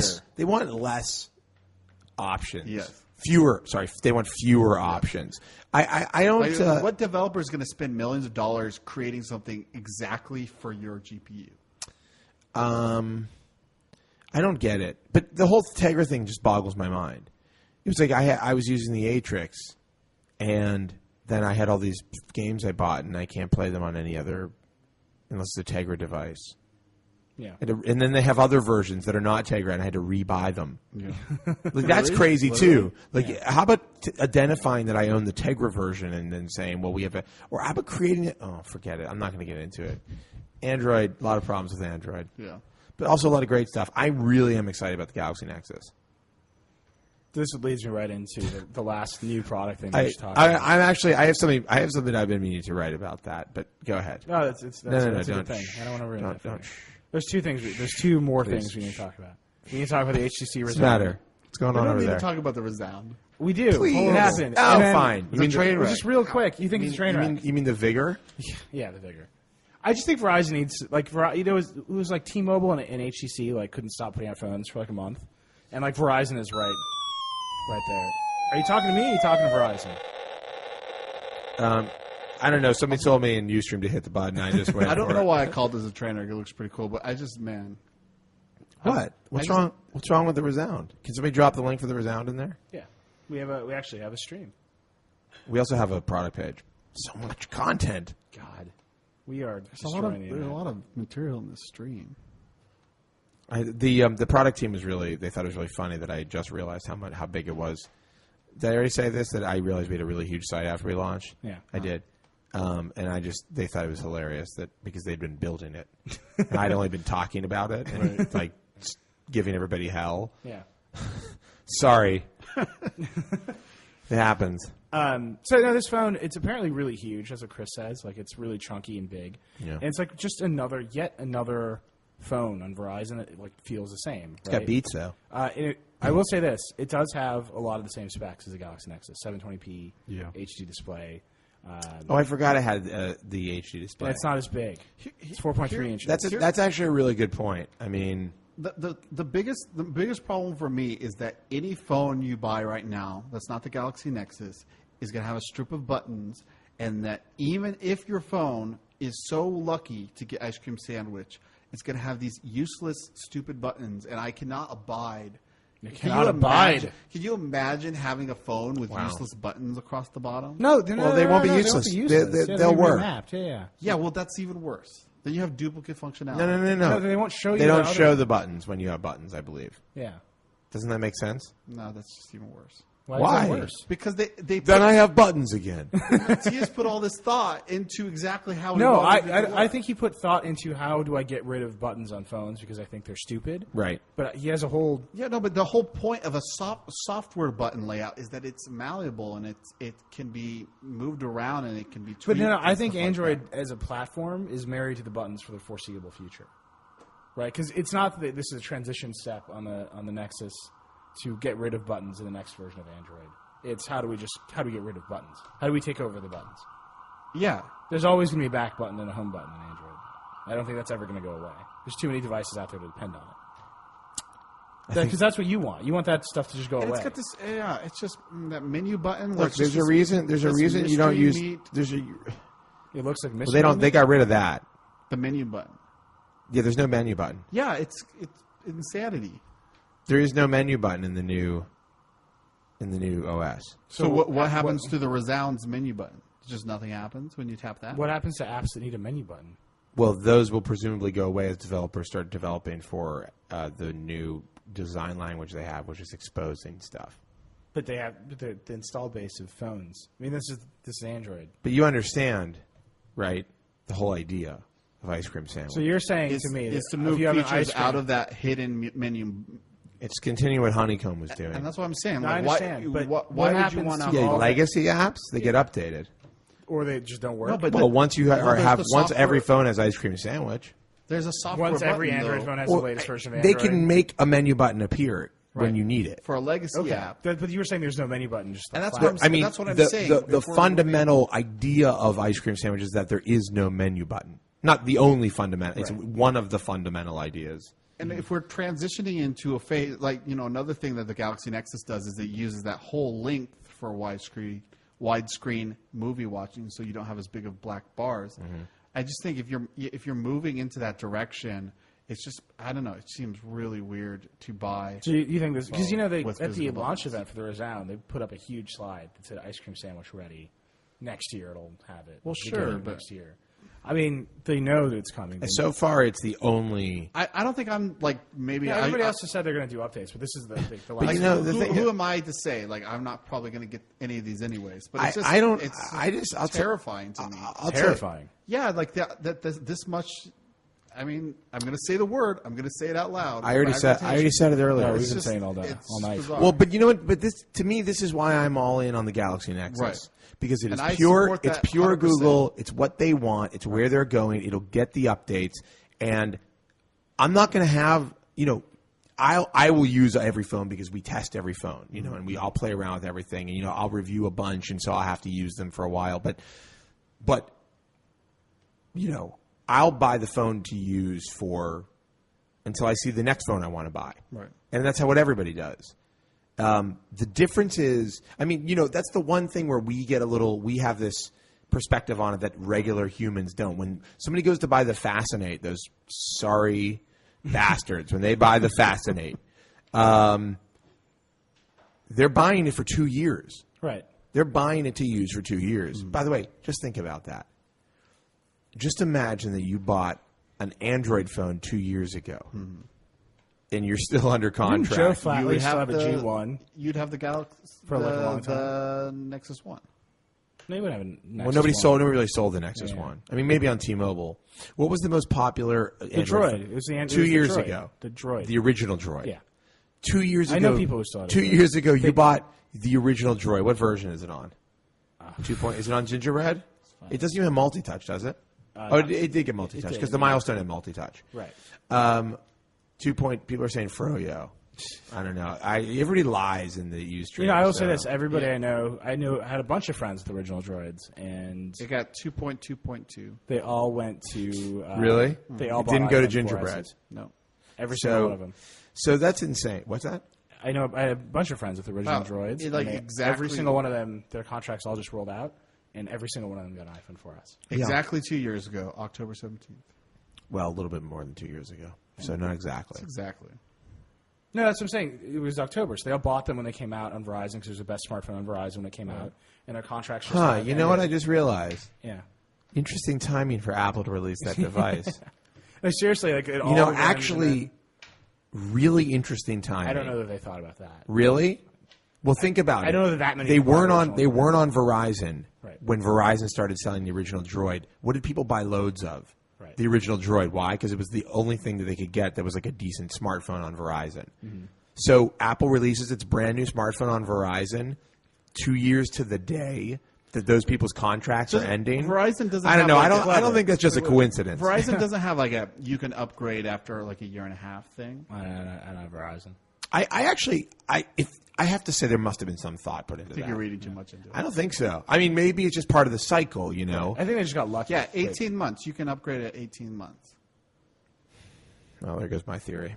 Yeah. Stupid theory. Whatever. 18 months. Can you imagine? But 18 months was. I mean, it's still. What happened in 18 months from the first Droid? No, but I'm saying 18 months would have been their target kind of iPhone day, right? 'Cause that's June. I mean, when did the Galaxy S come out? It seems like maybe a year ago, less than a year ago. It feels like less than a year Our ago. product database. God, stop making me use Yeah, product why? database. Why am I asking when I could just tell you? Actually, what's funny about the Galaxy S is the Galaxy S2 just came out in AT&T, right? Mm-hmm. June 2010. And So literally that's what this Apple's week, gotta be the going Galaxy S2 skyrocket Yeah. came out in So AT&T as well. hold on. Somebody took the Vergecast name. I want you to know something. You're going to get a letter from our lawyer. We're going to get the Vergecast from you, and I'm making that my personal promise. Nice. The idea that you would take it after I said it is deeply offensive to me. They take it after you said it. Oh yeah, Okay. definitely. Yeah. I will ruin your life. I will make it our lawyers' work to ruin your life. Yeah. I will find you, and I will gut you like the animal that you are. You know, when you just threaten like a generic listener, it's one thing. But if you threaten there's a real actual person that You got think to the main this could be I think that's crossing the it line? might be crossing the line. Well, I don't know who it is. True, but there is an exact person. Well, it's their problem for putting them. attached- They should have put themselves in my sight, in my gun sight, my sniper rifle sight. No. Hey, it's their fault, man. I mean, you've got a gun sound effect. Mess with the bull, get the horns, man. By the way, we're not bringing this on. I want you guys to know this is not a thing that's part of the podcast now that we have a sound effects box. Because because that's lame. I like the sound effects box is not lame, but it on the podcast is lame. Well, yeah. Anyhow, I don't think it's a big deal because I don't know what the person. I don't know who it is. But it's attached to a specific person. When they're identified, it's like saying whatever I find out who stole my girlfriend from me, I'm going to kill her. How would you not know who stole your girlfriend from you? Specific person. You could not know. How would you not know? She broke up with you. She was like, you know what? I need some long hours. Yeah, I need some me time. All the time. Right. He's working long hours. She says, I need some. I knew it. I need some me time. And, it just seems like it's no big deal. And then you find out there's a new guy in her life. Yeah. And then you take him out because he stepped into the sights of your sniper rifle. Is that a problem? I didn't think so. Anyhow, it came out. The Galaxy S was released. Where is the? I'm looking for it here. I can't find it. God, I'm still so mad about your girlfriend. Oh, this is the general. This is the general Galaxy S. The fast. Let's do the Fascinate. As opposed to the Admiral Galaxy S. Yeah. The private Galaxy S. Just looking here for the Colonel Galaxy S. Just looking here. What? I can't find it. Do we not have S. this information in this entry? Somebody's going to pay. Lieutenant. Someone's going to pay. It's not in this entry, man. Lucas, you're fired. How dare you? Lucas is... We don't have the Fascinate? No, we have the Fascinate is there. I just don't have the... Oh, there it is. Sorry, July 18th, 2010. I was looking in the wrong place. I'm super smart. July 18th, 2010. Yeah. A little over a year ago. Yeah. Those people are happy. It's fine. I don't think so. It has Bing search on it. Have I told you my theory? I've heard your theory. I haven't heard your theory. My theory is the Fascinate is the one outlier of Bing integration, and then every other product where they're like, and we've decided to integrate Bing. That's like the death rattle of the product. Like the touchpad, they're like, let's put Bing on it. It's like, that's how you know. Mm-hmm. Playbook, let's put Bing on it. It's over. Oh, you think Bing is the kiss of death? No, I think once you take the money from Microsoft to do Bing, that means you're desperate. But if you're desperate, your product is about. But Samsung has the most popular. No, I'm saying the Fascinate is the one outlier. I feel like your theory is a little weak. I'm saying. I mean, I feel like you're kind of name one other product with Bing integration that isn't from Microsoft that is a success. It's the Fascinate, and the Fascinate I'm pretty sure is a success because Verizon sold it as the closest thing to an iPhone before they had an iPhone.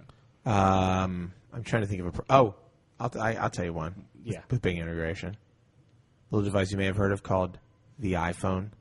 No, it's not integration. I mean, it's integrated. It's integrated in the browser. You can set it as your default search engine. But you can select Yahoo too. I call that integration. Is that integration? That was. What do you guys think? Integration? Wow, in the way that the touchpad is integrated with Bing, where it's Bing Maps and Bing. I don't know. I'm just saying. All I'm saying is you're saying the playbook. Okay, fine. Yeah, maybe the integration is deeper on those devices. That's what I mean. Where it's the primary, where it's all the services are Bing. I mean, where you literally Microsoft is giving you money to use. I might have just been trying to use a semantic loophole there. Yeah, it didn't to call you out. Yeah, I disagree with you. Well, I'm trying to think. I can't. There aren't that many products that have Bing integration. Yeah, all the ones do, all the high-profile ones have been failures. That's what I'm saying. But it's not Microsoft that's the problem. No, it's not Microsoft. Whatever. It has nothing to do with Bing. You're saying that it's a sign of desperation. Yeah, you were like, well, we need the money, so we'll take Microsoft's money to do Bing. Right. And then that. Nokia. What about Nokia? Do you try to say something? Are you trying to say? Are you now? Were you looping back here to the? Yeah, BlackBerry has the whole Bing deal. Yeah, I had this theory a while ago that Bing integration. Put that down. I put it somewhere where I reached to put it down, like I couldn't go get it. Bing integration is a signifier that you care more about the check you're going to get from Microsoft than you care about your customers. Yes, that's what I'm saying. Right. Okay, we're in the same place. Yes, that's it. I mean, I'm not disagreeing with. And I brought that knowledge to the podcast. I mean, but it is. I mean, you don't use Bing. No. And I refuse to say Bing. Who does? The 20 playbook people from Microsoft. I know people from Microsoft use it. Yeah. But they probably secretly use Google. Yeah.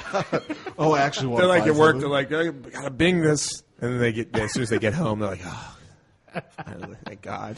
I can finally find what I'm looking for. No, I don't know. Here I am again. I like Microsoft. I sound so bad. I sound so mean. No. They're fine. They're great. Actually, Bing is not a bad search engine. No, I'm not. It has nothing to do with But people don't Bing. use it. People don't use it. No. And their market share has risen. Yeah, but like at the expense of like A9 and Yahoo Search because they partner. Nobody with Yahoo. used A9. But that's what I mean. It's like all this. Nobody other used stuff Yahoo. is Well, from- Yahoo Search. But they have anyway. There's one last tiny thing, which is the Nook tablet that leaked out. Oh my goodness, the Nook tablet. So we saw, apparently somebody was trigger happy. There were 3 different sites that got this leak at the same time, and it was the sheet. Yeah. Also, it's the least. It's the Nook color. Yeah, they just beefed. They're calling it the Nook tablet. It's a little thinner, a little faster. A little thinner, a little faster, and it's $249, so it's more expensive than a Kindle Fire. The only thing is, are we sure? Are there any tweaks to the hardware? we don't know. This sheet could be wrong, right? I mean. Because just looking at this image, it looks so exactly like the old one that I just wondered, because there's additional news that there's going to be a price drop on the existing Nook color, and is this associated with that price drop and there's going to be a redesign? I just hope it's redesigned. No, I think this is it. It is possible. Sometimes they'll use a dummy image. Yeah, I like the design of it. but it looks a little old now. I don't think so. I feel like it's a pretty cool futuristic I have to design. say- The screen's not flush with that edge. Well, but they might make slight changes like that. Okay, well, hopefully. I'm not saying they're going to, but I'm saying that they could. And it's like, how they move the antennas on the iPhone 4S. Right. Could be the same thing. Right. Well, the thing is that I think is super interesting about it is that the reason the Fire is cheap, and I'm pretty sure Amazon's losing money in every Fire because they assume that you're going to sign up for Prime and you're going to buy all the stuff from them. Yeah. I mean, they're either losing money or just breaking even. They're on the. I think they're losing I was money. reliably informed that they're going to be losing money in that thing. I don't think Barnes & Noble knows. Yeah, but they may lose money on it. But I'm sure they have figured out. I'm sure they figured out based on use. You're going to buy. I'm sure they figured out based on usage patterns, number of apps you'll buy, number of services you're going to subscribe to. Subscribe to Prime. Right. Oh, there's one other thing I want to tell you about subscriptions. Remind me after we're done with this. I want to talk about. So I don't think Barnes & Noble has that. They certainly don't have Prime, where you're paying them $79 a year for whatever. Right. Yeah. So it's no, they don't higher. have. They don't have the content. Are there like this. services? Right, but the thing on top of it, it's priced higher, so it's $249. Right. And there's not because I think they have to be right at cost. Aren't they doing? Isn't there another thing that they're going to have Hulu? With Hulu Plus. Yeah. But you're paying Hulu for that. You're not paying Barnes & Well, Noble. but I wonder if they They're going to have they a can get deal, a cut from rev share. You know what I love about Hulu Plus, which I continue to pay for. Yeah. Even though it's You pay even for though whatever. I do too. Yeah. They're a moron. even though it's Do you increasingly watch it useless. on your Xbox? I watch it on my Roku, which is actually what I wanted to talk about. And is there anything else to say about this? No, I just think this is Barnes & Noble is Barnes this & is not Noble. Look, competitive Barnes & on Noble paper. it can't compete right now with the But Fire. They've been maybe not with the Fire. They've been very competitive up till now. They've been competitive because they offered They offer the same. They product offered a and the same very selection. much more elaborate. They offered an e-reader that did a bunch of other stuff at a reasonable price, and you could look at it and go, "Well, you know what? It does a lot of the iPad stuff, and I need an e-reader, so I'm going to get this." And you could totally You could hack see it it and in do the all store. kinds of I don't think that You're- many people were hacking You're it. at a Barnes and Noble, and Yeah, they got it up at the counter. You're like impulse purchase. I'll get this. Right, and I mean, I will $250 say that there's been a lot of argument that the hacking stuff. The biggest argument about it is the Nook Color is the most popular Android tablet, right? And I think the Fire will very quickly take over. Oh yeah, the Fire is going to burn the Nook Color to the ground. I think, but we'll see. There's an event next week. We'll check it out. Hopefully, yeah, we'll be live blogging from the event. Yeah, from the Nook Color Nook tablet event. yeah. And it should be very exciting. But the one other thing I want to talk about, speaking of subscriptions, was this news today that HBO Go was available for Roku. Yeah. Pretty awesome. wait, what to go? HBO to go. What? HBO Go. Sorry, HBO Go. HBO. Okay. That's what HBO. Why? Did you not hear what I was saying? I don't know why I was adding the 2 in I'm just there. gonna understand. You don't pronounce it Habo? HBO. HBO. I got it. HBO Go. I'm tracking. You don't pronounce it S Hotime? Okay, go ahead. You mean that's how time? Yes. I was hoping that no one would notice. HBO to go is like a takeout place where they have like TV themed meals. Yeah, no, the Soprano sandwich. The Sopranos. Well, it'd be like the Tony Soprano is what it would be. Or the Tony. The Tony. Yeah. Right. What else would they serve there? The Meadow. It's all vegetarian. They're all Soprano characters. You don't think there's any other characters on HBO? I just don't want to make more Entourage The jokes. brothers from 6 Feet Under. That's terrible. With they had the funeral parlor. The Johnny Drama. No, but they could have the Johnny Drama. It's like it's difficult to eat. They could have something that's along the lines of. And then the 6 Feet Under could be like a 6 foot hero that has a ton of stuff on it. Basically, like you feel like you're dying after you eat it. It could Like be it's like bacon and no, steak. the cadaver. Well, that's kind of loose. Like you have the cadaver at any restaurant. Yeah. And why would you want to eat something called the cadaver? I mean, there's nothing. Can I just say, Nothing remotely. you would definitely like when you check out, the impulse thing would just be turtles. Think about it. Anyway, let's move on. Turtle, the little things, the little chocolate guys. You don't know what I'm talking? You've never had a turtle in your life?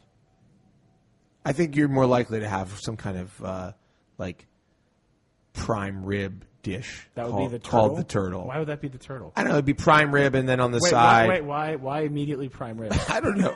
Turtle. I don't He know. strikes me as a guy who likes a prime rib. Yeah, he strikes me as a guy who would like a prime rib, but then it's got some weird side dish, like a hot fudge sundae. So you're saying he's a fat Well, guy? he smokes a lot of weed. Oh, okay. Right? No, but that would be like four different kinds of cereal. Oh, it'd be like Cheetos, a bag of Cheetos. Yeah. Like Cheetos. Right. We are, by the way, way off topic. Are we? Or are we right on topic? Because I want to talk about HBO Go for Roku. So the other day I was using my DirecTV, which I now hate and want to get rid of, to try and watch some streaming content, but they don't have streaming content. They have download content. Do you understand how on-demand works with DirecTV? You have to have an internet connection. You get the special box. You plug it into your DirecTV box with an Ethernet cable, and then you plug your cable, the line into that, and then that goes into the box.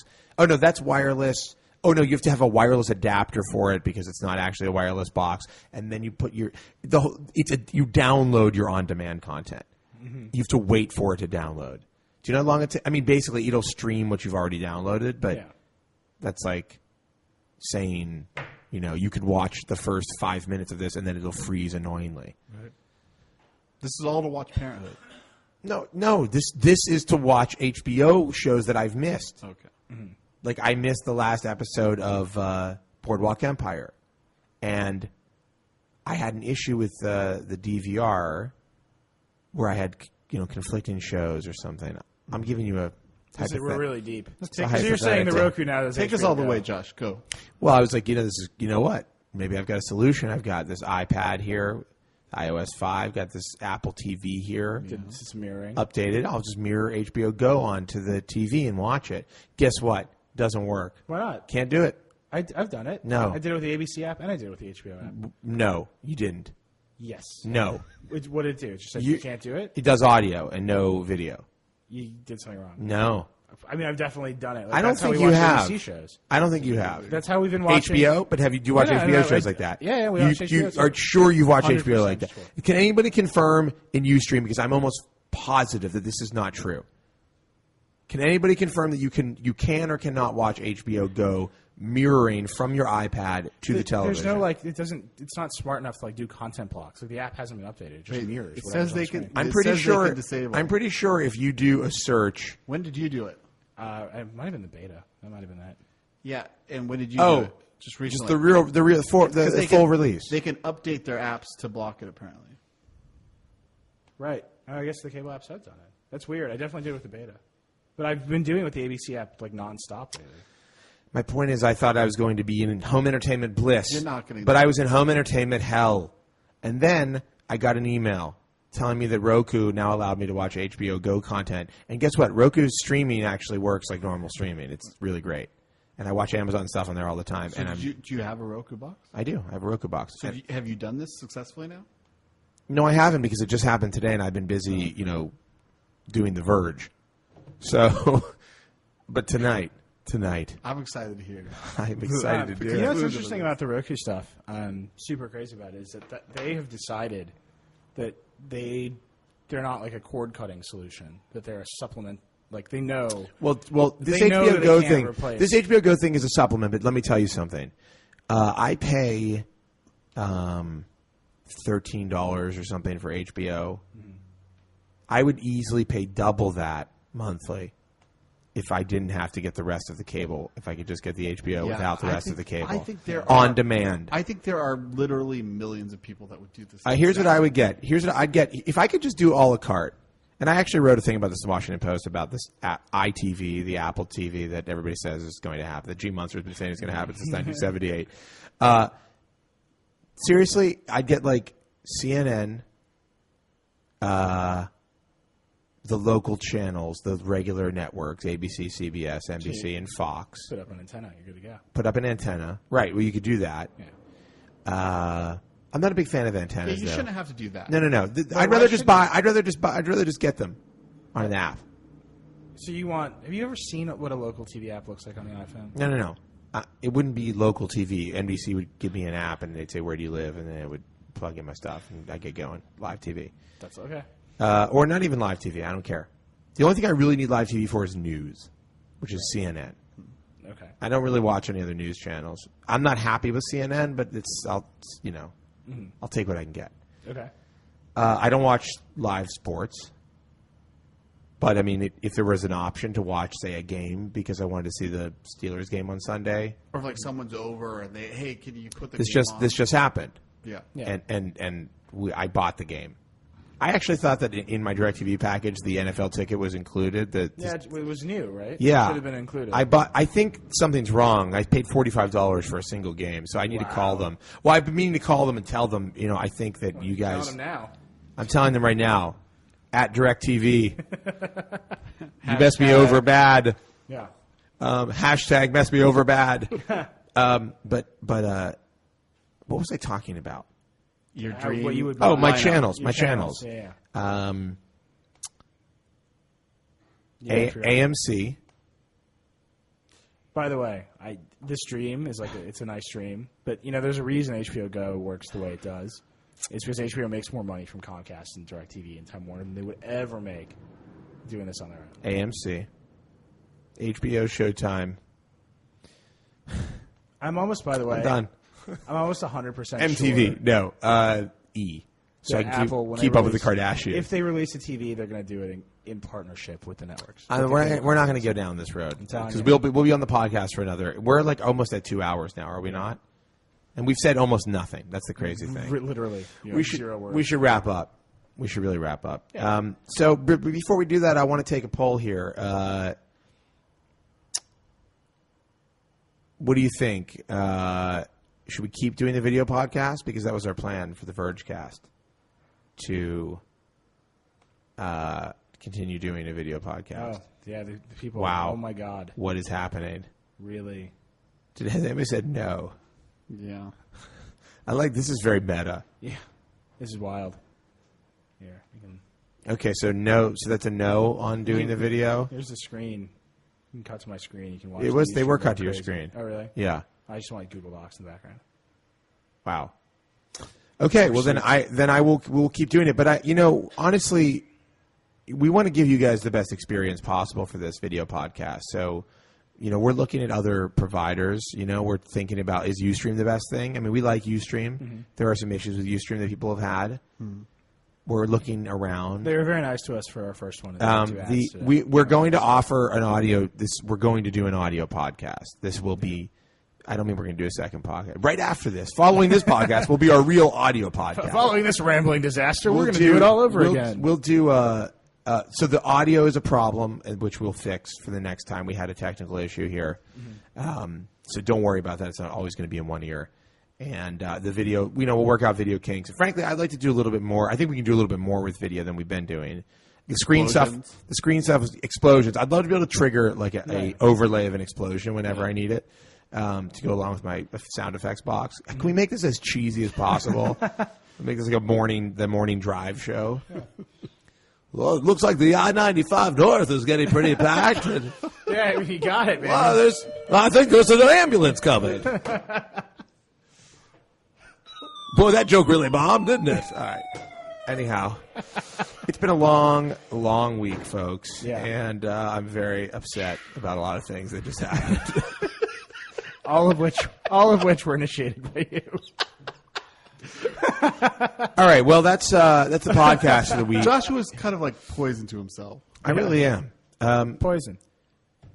Do we set up podcast at theverge.com? Yeah, we have it.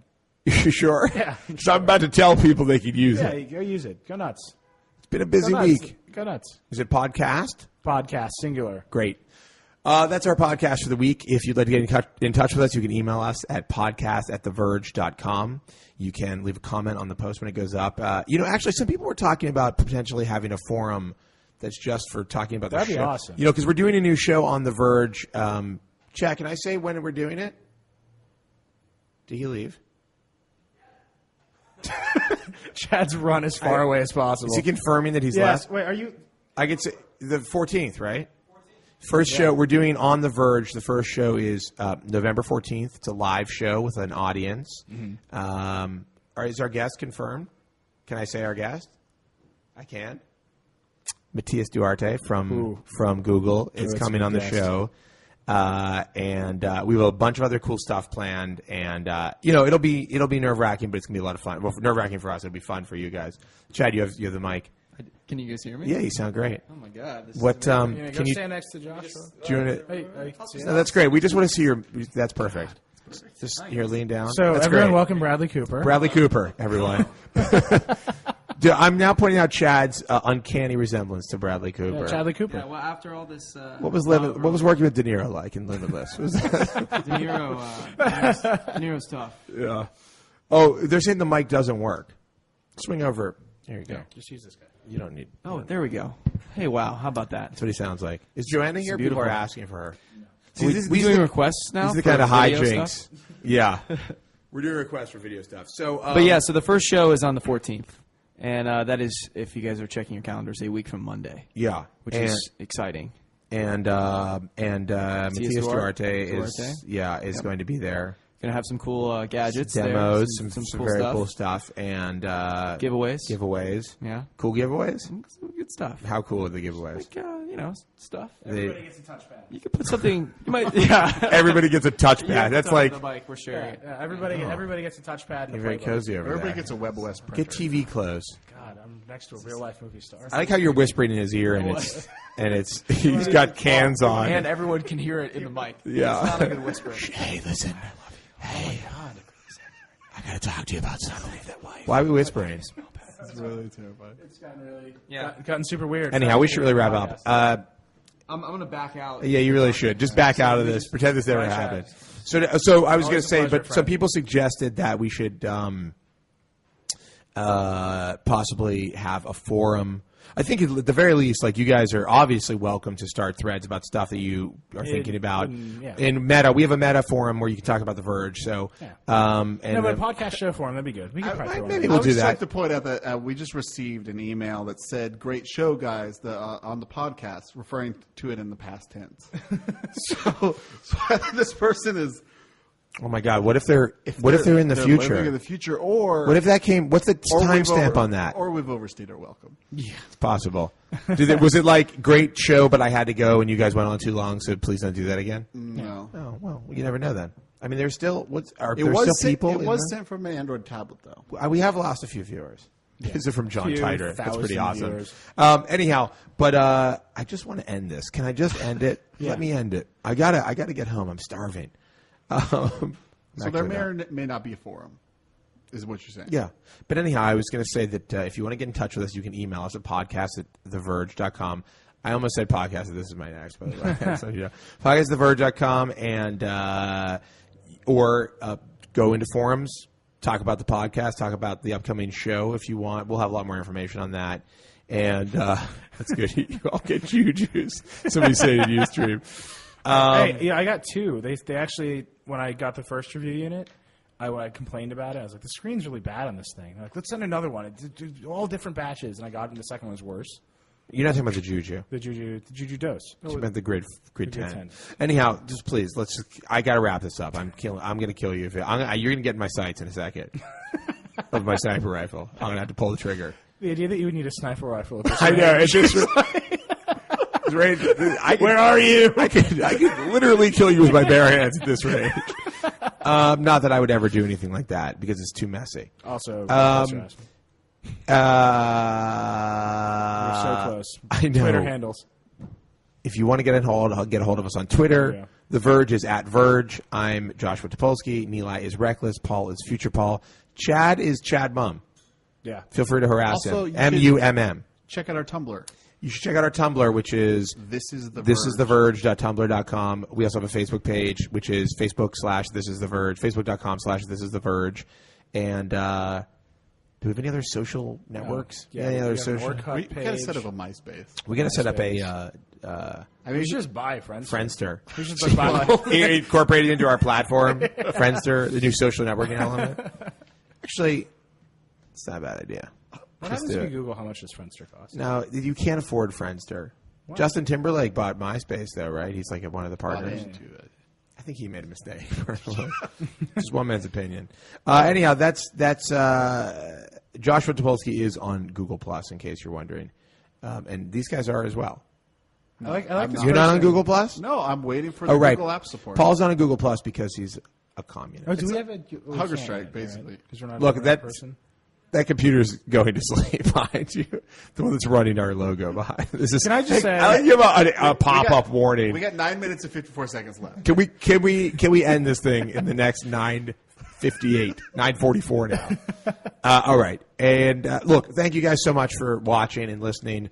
This one was a little chaotic. We are going to rein it in, I promise, or maybe we won't. Depends on what you guys want. Let's get crazy. Because we're here for you. Yeah.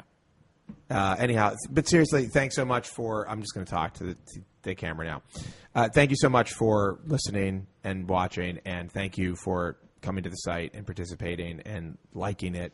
Yeah, this week has been incredible. It's been nuts. I mean, when you've worked on something for such a long time, and